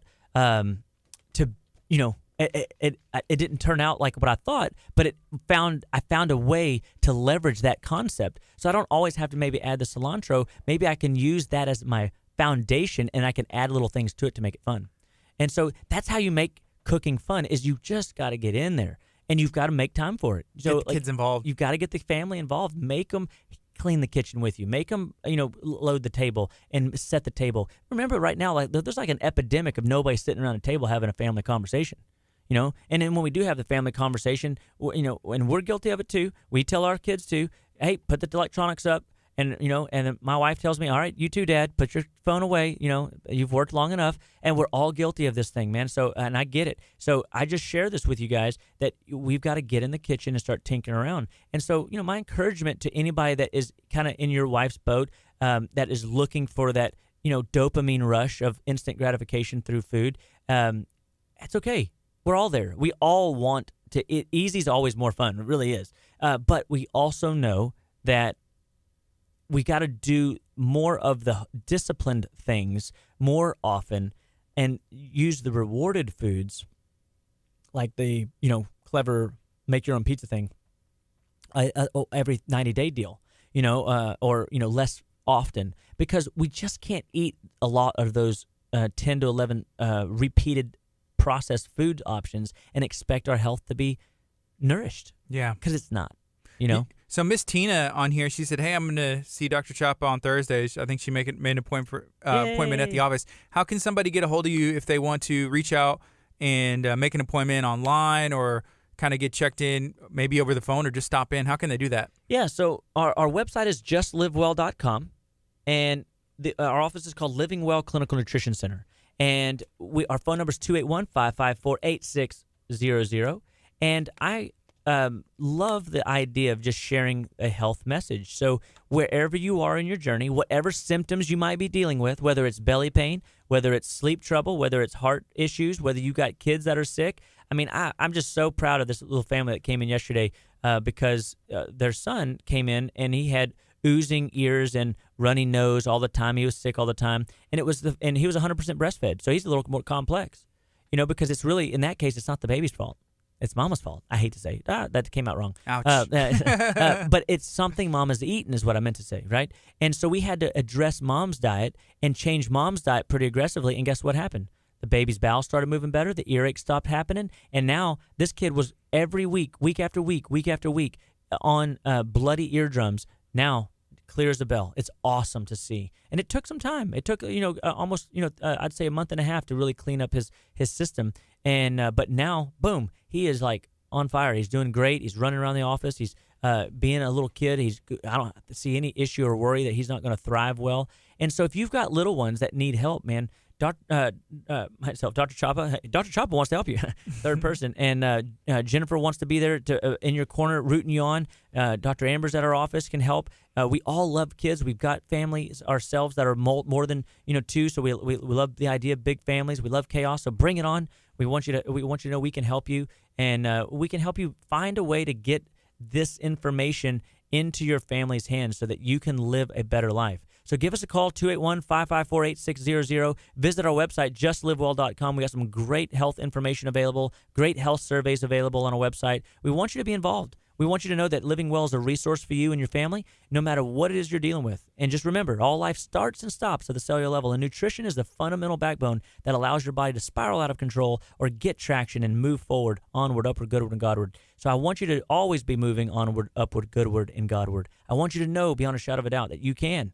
And it just takes you making a decision. So choose well, my friends. God bless you all. We'll check you next week. And we are talking about attention deficit, ADD, ADHD, things like that. So helping the kids get into the school spirit and making sure that their brains are firing all eight cylinders. So we want to help you do that. So tune on next week to KHEA Radio at 8:30 to 10 or so, and we will hook you up with some more wonderful health information for your family. It's 10 o'clock. We're going to take a quick break on the FM. We're going to keep it going on Facebook. You'll get some of the behind-the-scenes stuff. We're also going to keep it going on Channel 46. Next, we're going to be talking about Celtic FC America, how you can watch semi-professional soccer. It's pro soccer happening right here in League City. They travel all over playing some of the best soccer players in our area, and we're going to see what you can do to get involved. Maybe you can even try out. This is KHEA Radio, 99.5 FM. God is our Dr. Chopper, I feel like you played soccer growing up, huh? No, soccer was not my thing. And the I never basketball was my thing, and I sometimes regret it because I would have liked to have done. I wish I'd have stuck with martial arts, and because it's one of those things I feel like I would still be doing martial arts, more, and I still could, I want to be over there with Grandmaster Garza and Premier, and but it's just I'm swamped, crazy busy at the moment. But I mean, I just those skills are what I wish it was still rocking. But basketball was my thing, and I played a lot of it. I mean, I still in the mornings I go in the gym and I just dribble the ball. I do all my fundamentals, do all the spider drills and the hand dexterity work and tinker around the gym, shoot some hoops, by myself because nobody's there to play ball at 6 o'clock in the morning. Get off the court, Choppa. That's right. Yeah. And but it's probably better because our minds think we can do more than our bodies will allow the older we get. I hate to say. Yeah. I got you. Well, cool. Yeah, we're gonna be talking about soccer. Oh, and I football. love. I mean, I had friends that would jam the soccer field, man. Oh, I liked watching it. My son and I go to a game every year to watch the Dynamos game. And it is pretty awesome to see the spirit of that game. For sure. Yeah, people, like the fans are passionate. I would say it's the most, it's, you can play it anywhere. You just need a ball and some friends, even if it's just you can do your drills and practice. And, that's the first sport I started playing as a kid. And it was a blast. Like you can have like 3 and 4-year-olds, play that. And it's so fun much to watch fun. them out there just running around like a bunch of chickens with their head cut off. It is. Yeah. So we're going to have Brendan Keys in with Celtic FC America, and he has one of his, I think they call them hoops. His one of the jerseys on. Oh, nice. And so I got one, and but it's like a sleeveless one, and I have it in my house, and I've rocked it. So I'm We excited. gotta start to have rocking Brendan. it out in the public. Hey, where's your baseball bat, dude? It's actually over there, just in case for emergencies. I stopped keeping it on my shoulder for a bit, and I'm telling you, I mean, intimidating, All right, brother. We'll see you next week. All If right. anything comes up, give me a holler. Okay. And hope that you have a fantastic and blessed one, man. Thank If you. need You anything, too. I'm here Appreciate for you, Dr. Chapa. You bet, buddy. See ya. All right, Facebook. Hey, stay tuned. Stay tuned. Hey, will you let him your backpack? Is that yours? Yes. Yeah, you can come in this way. We'll get it all situated. Dr. Chapa almost forgot his backpack. Hey, how's it going? Good morning. Good morning. So we're on our Facebook stream. We're live on there. We're gonna get it going on our app and on the TV station and everything else. So here we go. I'm gonna make sure that we're looking good. Get my good side. We got it. Hey, I like that jersey. Yeah, this is actually the Glasgow Celtic, the real Celtic jersey. I got it off a guy in the Vegas convention at the Celtic convention. Where was it? In June. Yeah. He says to me, I had a few drinks on me when you asked me for that jersey. Yeah, he wants it back now. So Patrick, thanks for the shirt. Oh man, yeah, that's a cool one. So it has names on there. Yeah, it's got hundreds of names of former players, past players from '67 when they won the Champions League, the European Cup, all the way up till present. So. Hey, so I saw something the other day, and I remember that Celtic FC, that they were going for like so many wins in a row. What happened? Yeah, well, they're going for 9 titles in a row. They've won the league 8 years in a row, which is amazing. They've also won the triple, so they've won, this is domestically, so they won both cups and the league in the last 3 years. So that's 9 trophies out of 9, but they've won 8 leagues in a row. I think maybe the game you're talking about is they lost in the Champions League last week. It was a big upset, they were favorites to go through, but they lost it, I think 5-4. And that's about as close as it could get, Yeah, big. Major upset. It means they drop down into the Europa League. It's a lower level European competition, but it's still big, and hopefully we can have a good run at that. Yeah. All right. Yeah. All right. Yeah. So let's go ahead and we can go switch it back on the FM, and we'll get into it as well. And I'll reintroduce you. If you're watching on Facebook and you have any questions or comments, hey, reach out to Brendan. Let us know what you got going on. Here we go. Good morning. This is KHEA Radio 99.5 FM. It's 10:05. I'm Gardy. I got a special guest here in studio. I got Mr. Brendan Keys with Celtic FC America hanging out once again. Hey, how's it going? It's going good, mate. How are you? I'm doing good. Thank you for coming back. We had such a great time when you were here last time, and you came in and I was trying to remember the name. Is it called a hoop? Yeah, the hoops shirt, just like this one. The hoops. But it's our shirt. Yeah, because of the stripes, right? Yeah, because of the hoops, green on my hoops. Yeah. So what's going on with the American team, Celtic FC America? Man, it's been great since I last came on. We had a rough start to the season, as you know, but the last couple of games we won, and Saturday just gone by. We beat the league leaders 4-3. And Katie, right? Was that what happened? Yeah, what a game. We were 2-0 down in the first half and came back 2-2. They went up 3-2. We came back 3-3, and then in the last minute, we got the winner 4-3. So massive win for the boys. Wow, that's awesome. Yeah. And so what is the next game looking like? We played this Saturday at home. It's good to be back at home at Clear Springs. Actually, the next 2 games are at home. So we're playing against Aguileras. It's a game we should win, but, you respect your opponents. Anything can happen on the day. But we're confident of taking the points. Yeah, you never really know. Going into, everybody is a professional. Everybody's a pro. And you go in there, and on any given day, you hear that in football. Any given Sunday or any given Saturday, anytime you're playing, right? Yeah, anything can happen, and we proved that Saturday. Probably the other team probably thought they had the game 1-2-0 up. Maybe gave us no respect, and the boys fought really hard, and I'm proud of them, man, coming back and winning 4-3. Yeah. So who are y'all playing again on Saturday? West Houston Aguileras. I think they're actually last place in the league, so... But again, you take nothing for granted. They're losing their games, but it's by the odd goal. 2-1, 1-0, 3-2. Nobody's playing them off the park. They're playing everybody tough. Yeah, it's not like it's a blowout or anything. Sometimes that's just the way that, the luck falls pretty much. Yeah. You don't have the luck of the Irish, I would say, right? Hopefully I'll have that in the remaining 2 games. Oh, man. Hey, so I saw some articles that were sent over. It looks like there's a really, really cool thing that you are a part of and helping put on for St. Jude's. Can you share what's going on with that? Yeah, St. Jude's, the fundraiser I started about over 20 years ago. But the last 2 years I didn't do it because of my own problems with my back. I had a couple of back surgeries and a knee surgery and then surgery up here on my neck. I got a lot of shrapnel in here. So I didn't do it the last few years, and I felt kind of bad, but we're back doing it again. It's for St. Jude's Children's Research Hospital. And an old friend of mine, Nolan Mahal, is coming over to help me out with the camp. He's a legend, right? And man, in soccer he is. He's 81, 82 years old, and he's still coaching the kids, back home in Dublin. I pick him up from the airport Thursday night late. I'm really excited to see him. He's a good friend of mine, like a second father almost. And he's going to help me out with the camp. It's a fundraiser, $30 donation or more if you want to. And you write the checks out to St. Jude's Children's Research Hospital. Okay.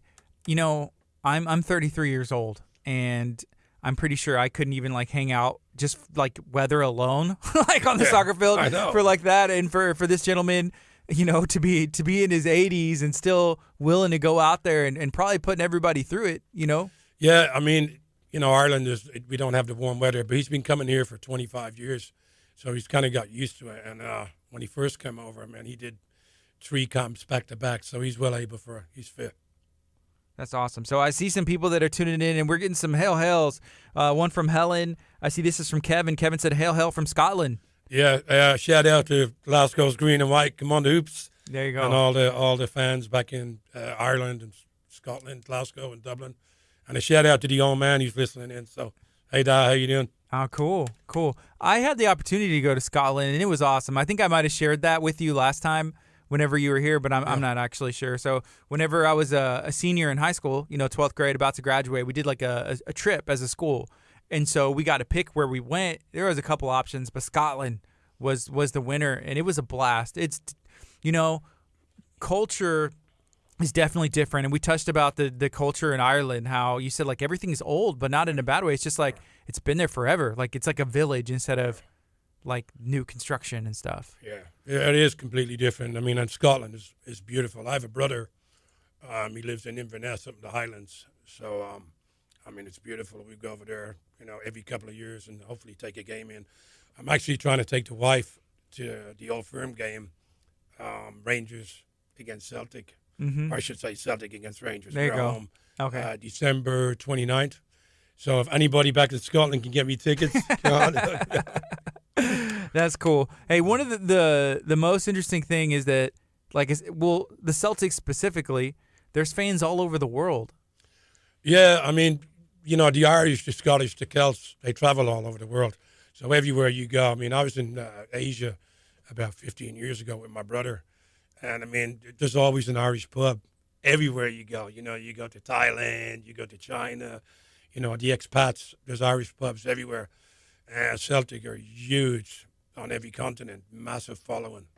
And, the biggest football club in the world. There you go. Hey, there's a question that's coming in, and feel free to ask some questions if you have some. He said, hey, what's your prediction for Sunday? I'm going to go with 2-0 to the boys. I think we got too much for them. I think Rangers are blown up. People are saying they're going to stop to 9 in a row, but no way. We're going all the way 9 in a row and then 10 in a row. And you said nobody's ever done 10, right? Nobody's ever done 10. We've done 9. So we're looking to break our own record. Go 10. Very cool.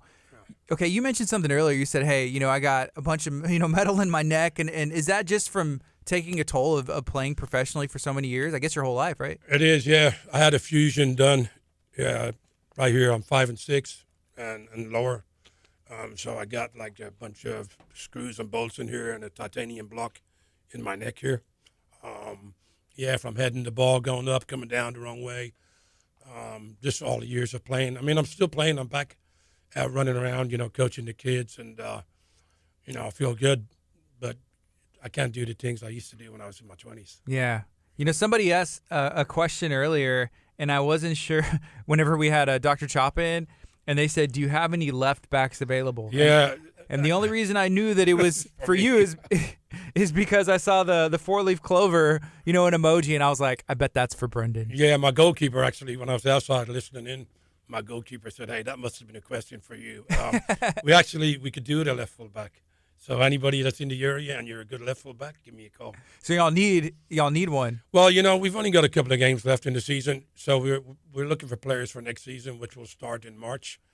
But we will start early, play preseason games, and we're looking for new blood to come on in. Is there really during that off season, whenever you're not playing games, like what does that look like for your players? We still train. The guys will still train. We'll still have, exhibition games, travel to New Orleans and Mississippi and Austin, San Antonio, Dallas, and the first home games. Probably not at the stadium because of cost. Right. But the guys, they stay busy, stay in shape. Of course, we're going to cut a lot of players. We'll keep maybe only 6-8 players from this team and then add new blood really? Next season. Yeah. Is that difficult for you to do? It is. Usually every year I keep about 6-8 players. But, some guys, you get, good characters, but just not quite at the level. You have to make that decision. It's hard, to tell a young guy that's 18 or 19 years old, hey, you're not going to come back next year. But it's part and parcel of the job, and I've been doing it 30 years. Does it gets easier, or is it ever not really, really easy? Be like, hey, just go home. No, I say to the assistant coach, hey, listen, tell him he's not coming back. Yeah, that's your job. I'm here, and your job is tough. It never gets easy. It's always tough, and you have to do it in the right way. But a lot of guys want to go and try something different, but some guys want to come back and just, they're not good enough, to come back. So you just have to tell them that it's time to move on, basically.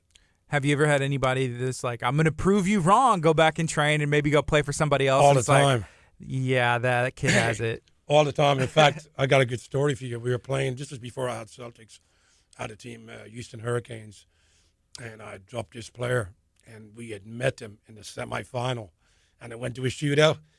And, of course, this guy had to step up. We missed the fifth one. This guy steps up and scores the goal and comes over running at me like this. You should have been like, you're welcome for the motivation. You never would have developed into that player if it wasn't for me. Yeah, he was all right. He was a good guy. I can't remember his name now. It's a long time ago. Yeah. I've heard this growing up sometimes. It's like, okay, you got two talented people, and maybe one's a little more talented, but they have the wrong attitude or can't take instruction. Yeah. For you, are you taking the guy who will take instruction, is going to put the work in, and maybe not as naturally talented? Absolutely. 100%. I want the guys who are willing to work hard, willing to listen, that are coachable, rather than the guy that might be more technical, but he thinks he knows it all. Yeah. I want the guys who are going to put the effort in. Okay. Yeah. That's awesome. So right now it's 10:15. We are talking to Brendan Keys. He is the owner. He is the coach, Celtic FC America. There is professional soccer right here in our area. Where can somebody catch you guys playing next? This Saturday we play at the Clear Springs. That's our home stadium, 501 Palomino Lane in League City. Kickoff is 2:45. The gates open at 2 o'clock for the fans, and you can pay at the gate. And so paying at the gate, that's the best option? Yeah, and any kids registered in the Bay Area League are free, or any kid that goes to that school in League City are free with the ID. They have to have the ID. Okay. So come on out and have some fun and watch a great game of soccer. And we're on a roll. Let's go. We're going for 3 games in a row. 3 games in a row. Yeah, 3 wins in a row. Yeah. And it should be another one if all things fall as they're supposed to this Saturday. It should be. We should win this game, but again, we respect our opponents.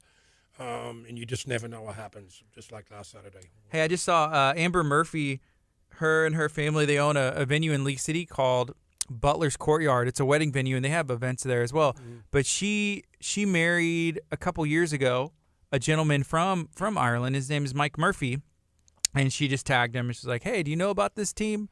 So you need to ask your husband if he knows the Celtic FC, but this is Celtic FC America. And we have Brendan, here from Ireland, from Dublin. From Dublin, yeah. Hey, Mike, give us a call. Maybe he can suit up. Yeah, who knows? I wonder how old he is. How old is Mike? Let us know. But that would be fun. Yeah. That would be fun.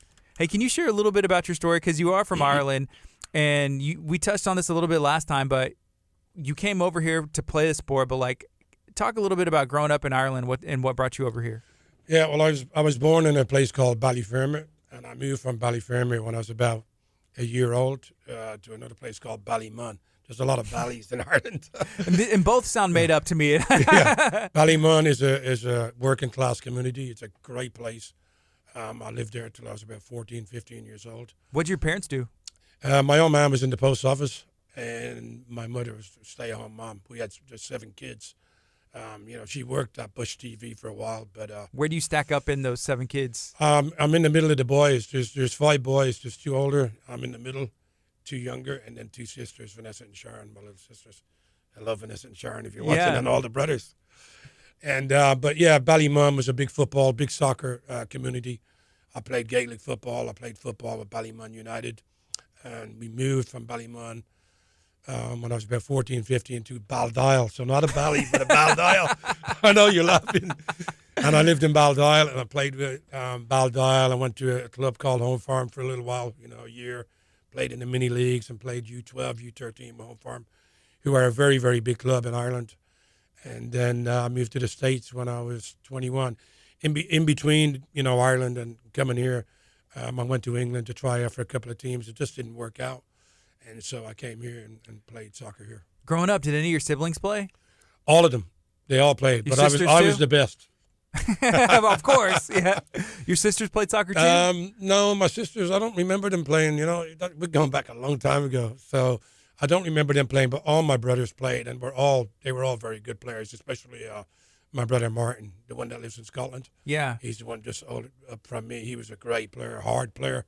My oldest brother Vino was decent. He was fast, but he didn't have that technical ability. Yeah. So even when you were growing up, was women's soccer popular? Was that a thing, or did girls not really play at the time? It really wasn't, and that's why Noel is coming over. I told you I'm picking him up Thursday. He was telling me some stories when he was coaching the women's national team yeah. for Ireland, yeah, right? for Ireland. I mean, it was a big job. But he was telling me some of the things he had to do fundraisers because the FAI, the Football Association of Ireland, wouldn't give him the funds to travel. Wow. Sometimes they were paying for their own travel. So it's got better over the years. It's 2019. So yeah. But there's a lot of talented ladies. There's a lot of talented girls out there, and it's awesome to be able to look up to the coach in the Ireland national team. I'm sure and I know a couple of the Irish girls really well. Stephanie Roach, she played here in Houston. She plays with Fiorentina in Italy. She's a good friend of mine. Stephanie Roach, if you're listening in, how's it going? And then Denise O'Sullivan, she played also with the Dash. Both of them played at the Dash. Denise got traded to North Carolina. She won the championship at North Carolina last year. So wow. Denise O'Sullivan, 2 great players, really, one from Dublin and one from Cork. So we had a lady in yesterday. It's Cookies with a Cause. Her name is Susan Leaney. She's a retired teacher, but she's a photographer, and she does photography for the Houston Dynamo. Good friend of mine. Yeah, it's pretty cool. Because I'll see her pictures and her photos, and even at the game, and it's just man, it has to be awesome to be that close. You're not a player, but you're the fans are sitting here. Yeah. And then you're over here taking the the pictures, and you're right there on the sideline. Yeah, it's really cool. She's a great photographer and a great person. I did some stuff with her in the past. With her lemonade stand and supported that cause. But what a lovely lady! Yeah, Susan.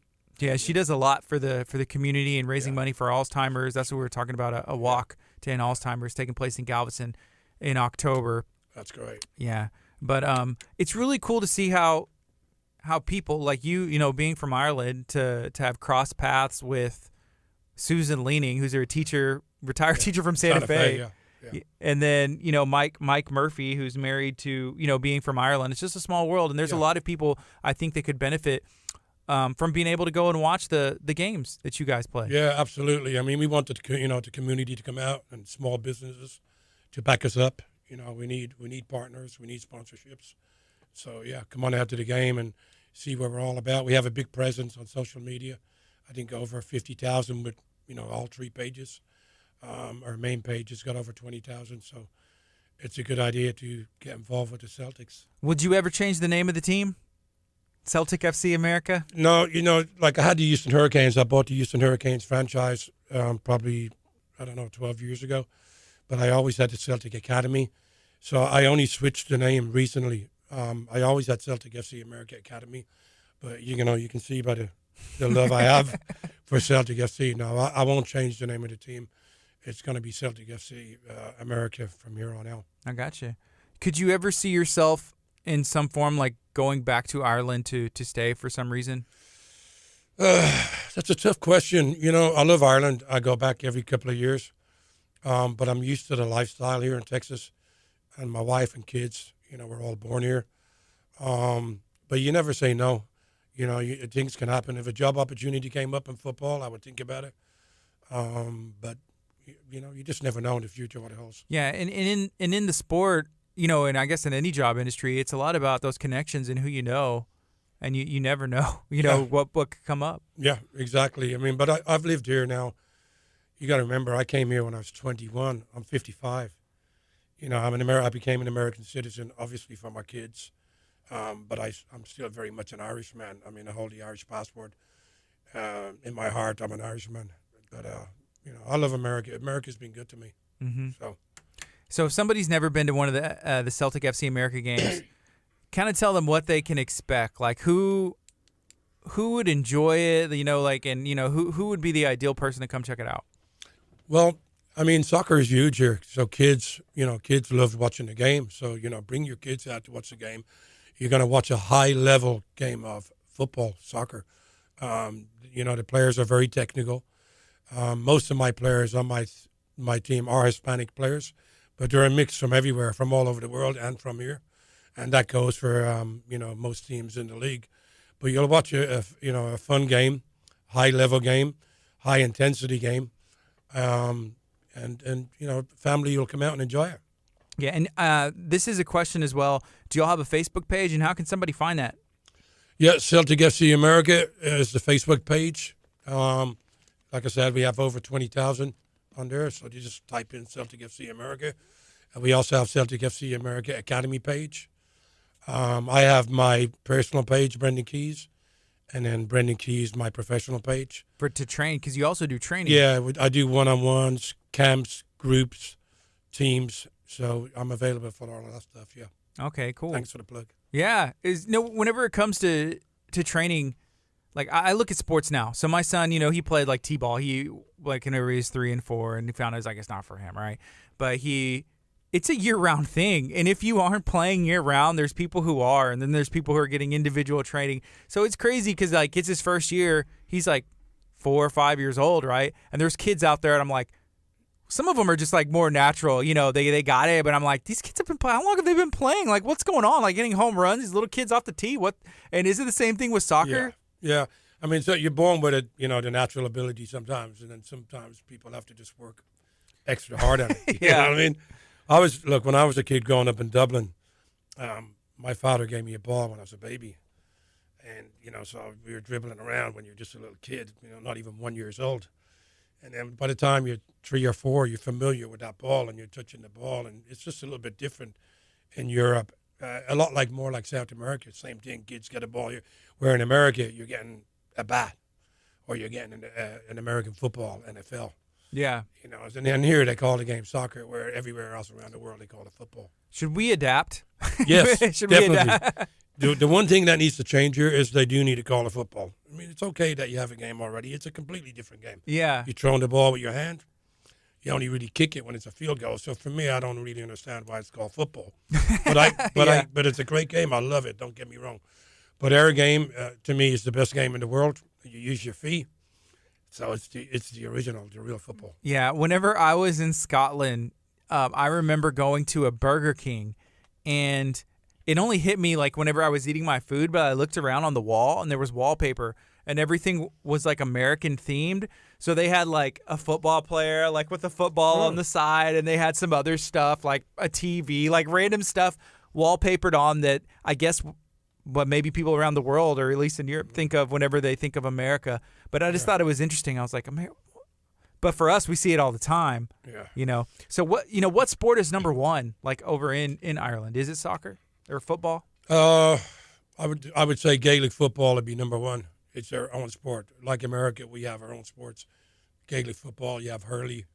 That's So is Gaelic football different than soccer? Yeah. Normal football? Yeah, it's like the same. It's a soccer ball, but you have more players on the field. I think it's 15 players on the team. Has that been going on for thousands of years? Yeah, it's an old game. It's a great game. It's much more physical than our game. I played it as a kid with Ballymun Kickham's. A club that's still going now. Great club. Ballymun Kickham's, a shout out to you. But it is a great game. Football is my love, what you call soccer. But I love all the Irish sports, Gaelic football, hurling. They're great games. Okay, there's one thing, and I've seen some other sports adapt to it, but soccer or football always gets the blame for it, and it's called flopping. Like I've seen basketball players do that, and now everyone blames like, oh, it's soccer's fault. What's up with that? Yeah, I mean, I hate that, man. That's guys falling. Neymar is the worst, and he's one of the most popular players in the world. So, it seems like the Brazilians, the South Americans do it more. Don't get mad at me, guys. All right. And the people on the continent. That's why my favorite league to watch is obviously I watch the SPL in Scotland with Celtic, but outside of that, I rather watch the Premier League in England. But for me, the best team in the world, besides Celtic, of course, is Barcelona to watch. The technical ability on the game, unbelievable. Messi, and just incredible players.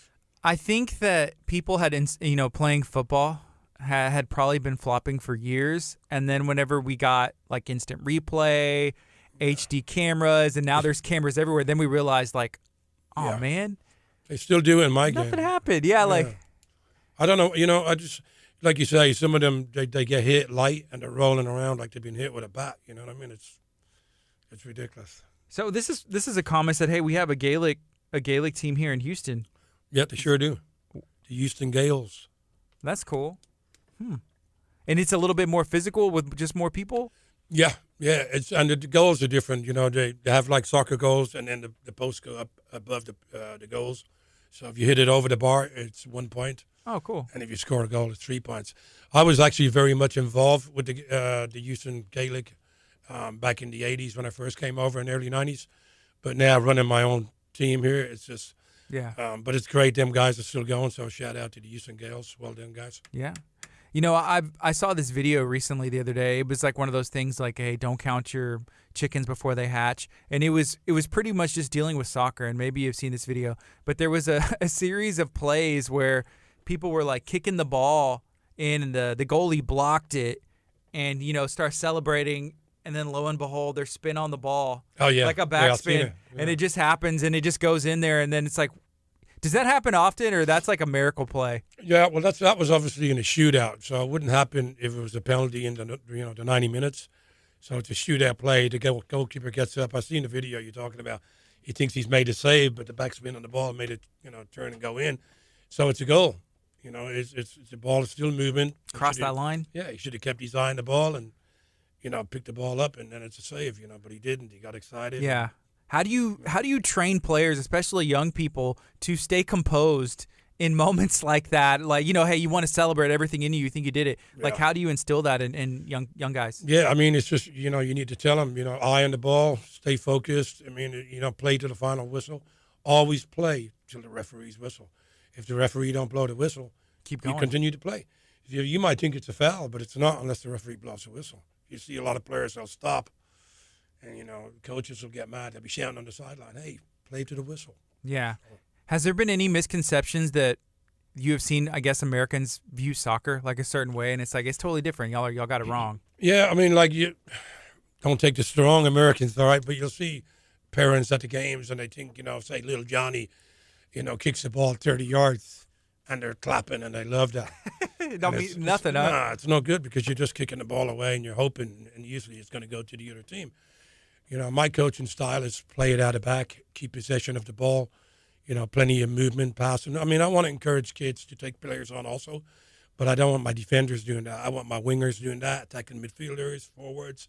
But at the back, I don't want you taking chances, play it out of back, pass it out. Yeah, there's a more strategic way. I think that in our society and culture, we like big things like, hey, the slam dunk, the home run, that's the easy way. So whenever you see something, or if I saw, I'm like, oh, man, you see how far he kicked that ball? Like, that's it. But then the other team gets it, and it's just like, well, that's the play. Yeah. Right? But there's a strategy to it. Yeah. Is it fair to compare, like, at least like on that strategy, like to hockey? Because I'll see, like, okay, they're passing back and doing that. Do you watch any hockey? I do. I went to a few games. Do we still have a hockey team here? I don't think we do. Yeah. When we had a team here a few years ago. I went to a few games.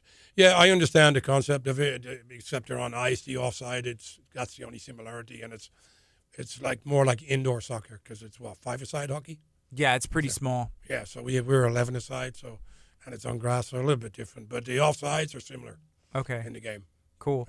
Yeah. So with indoor soccer, I know we used to have an indoor soccer team too. Yeah, Houston Hot Shots. Yeah, the Hot Shots, and that's just like it's less players. Yeah, 5-a-side. That Smaller? was in the 90s. I actually tried out with that team. But there's an outdoor team called Houston Hurricanes, and I prefer That just suited outdoor. you better. Yeah, Huh? and I tried out with the Hurricanes and made the team, and actually was one of the trainers doing the tryouts for the team as well. Very So, cool. Yeah. Very cool. And right now it's 10:33. This is KHEARadio.com. If you're tuning in, maybe for the first time, thank you. I'm not sure where you're watching from because there's a lot of people from all over the world who are Celtic FC fans, and that's pretty cool to see. Again, I got to give a shout out to that cool jersey. It has a bunch of names all over it. Just looks like it's like I don't know, like it should be framed in like the Hall of Fame or something. That's the vibe it gives off. I shout out to Peter Gaffrey, who I basically stole it off. Did you say it from Vegas? I saw somebody Yeah, comment something about Vegas I was in earlier. Vegas at the convention, Celtic convention, and I brought a bunch of shirts up, Celtic FC America shirts, to give away. And I'd had about 30 of them, and I gave them all away. And this one guy that, we were hanging out with, Peter and James O'Hara, I hope you're listening in, James. I seen Peter wearing this shirt, and I really wanted it. And I had my Celtic FC America jersey with 67 on it, which is the year we won the European Cup. And I said to him, let's trade. And we were in a bar. Yeah.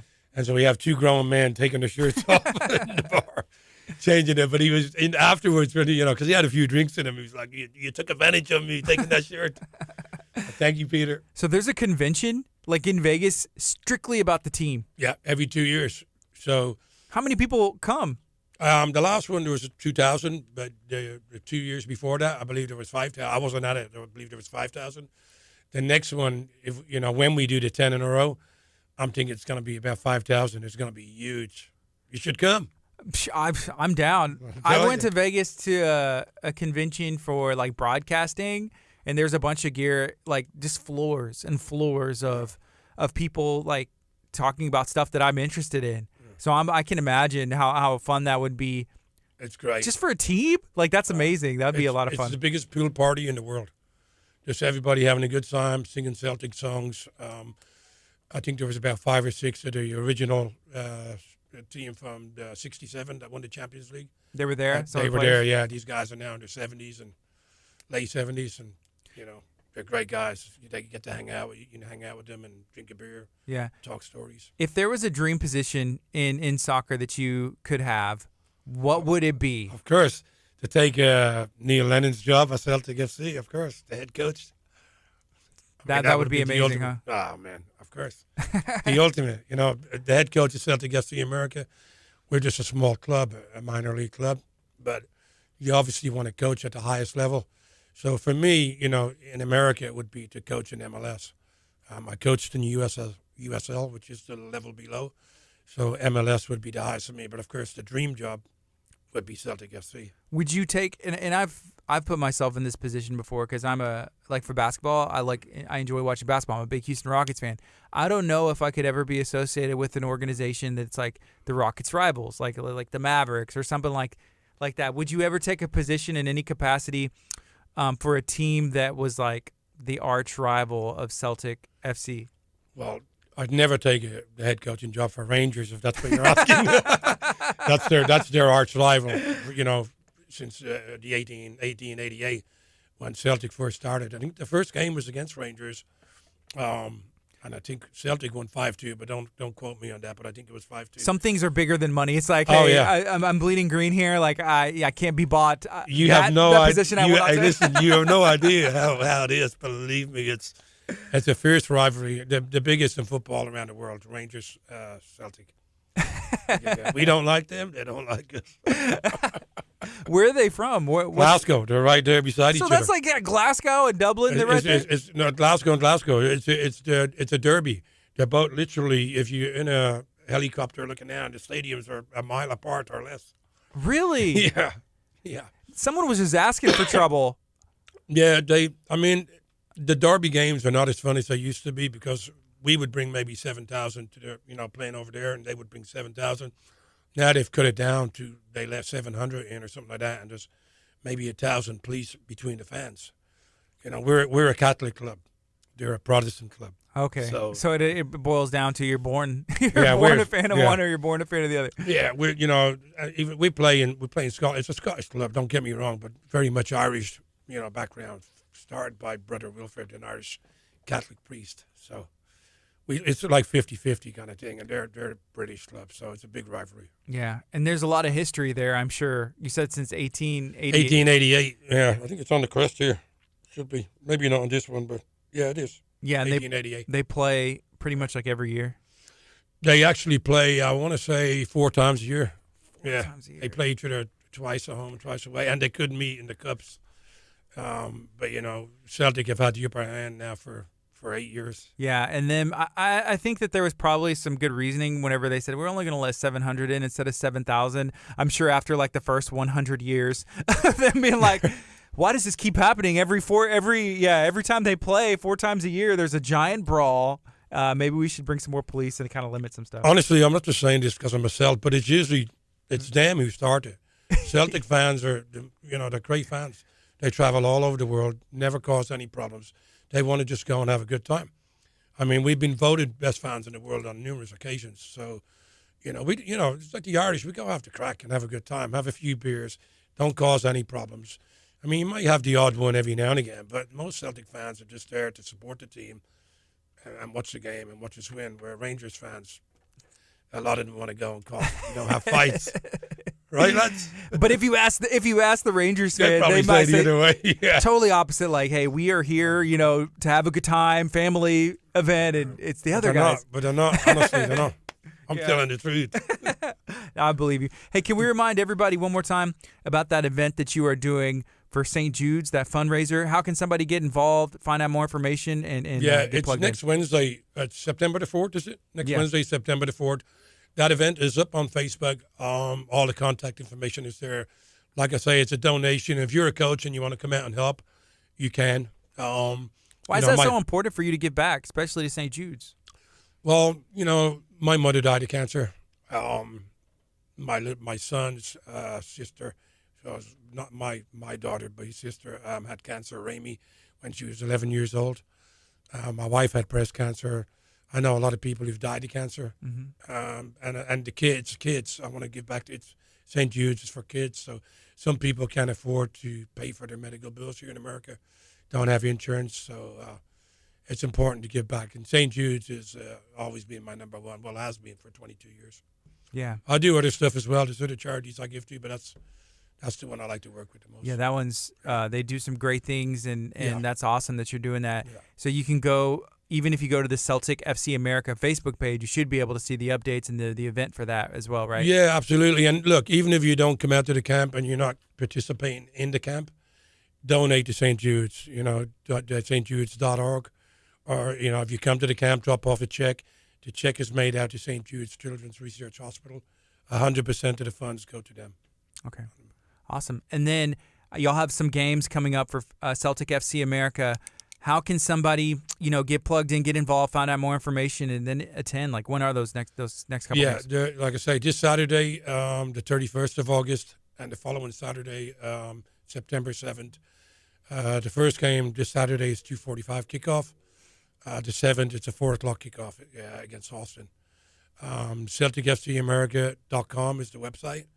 And we're also on Twitter, Facebook, and all the social media platforms. All right. Or they can call me, 832-748-1001. And you have also the league website, which is USSLPro.com. And y'all are going to be having some tryouts at some point, right? Because next year you said a lot of new players are coming in. Yeah, once the league season is over in a couple of weeks, after that we have the Texas Cup. It's a cup competition. So if you lose, you're out. It's a knockout. That goes on in October. And once that's over, then we'll begin the tryouts as early as maybe November. Okay. And all the way November, December, January, February, and then have preseason games early March and get ready for the season.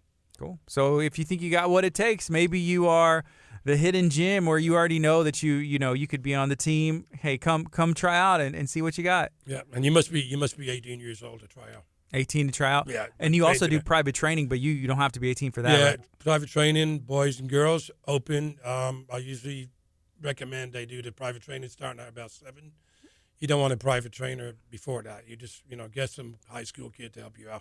Yeah. It's too expensive to hire a professional trainer, and it's not worth it for a kid that young. Sure. But 7, 8 years old, if you think they're, have the ability, then get a trainer. That's awesome. Is there anything else you'd like to share while you're here today? Man, just shout out to everybody back home, all the Celtic fans worldwide. Hail, hail, Monda Hoops. I love it. Well, thank you so much for hanging out with us. Make sure you go like Celtic FC America on Facebook. This is KHEA Radio, 99.5 FM. Cheers, mate. Awesome. Thank you so much. Hey, How'd it Facebook, y'all be blessed, and I'll talk to you guys soon. Make sure you go check out that Facebook page and hit up Brendan for all your training needs.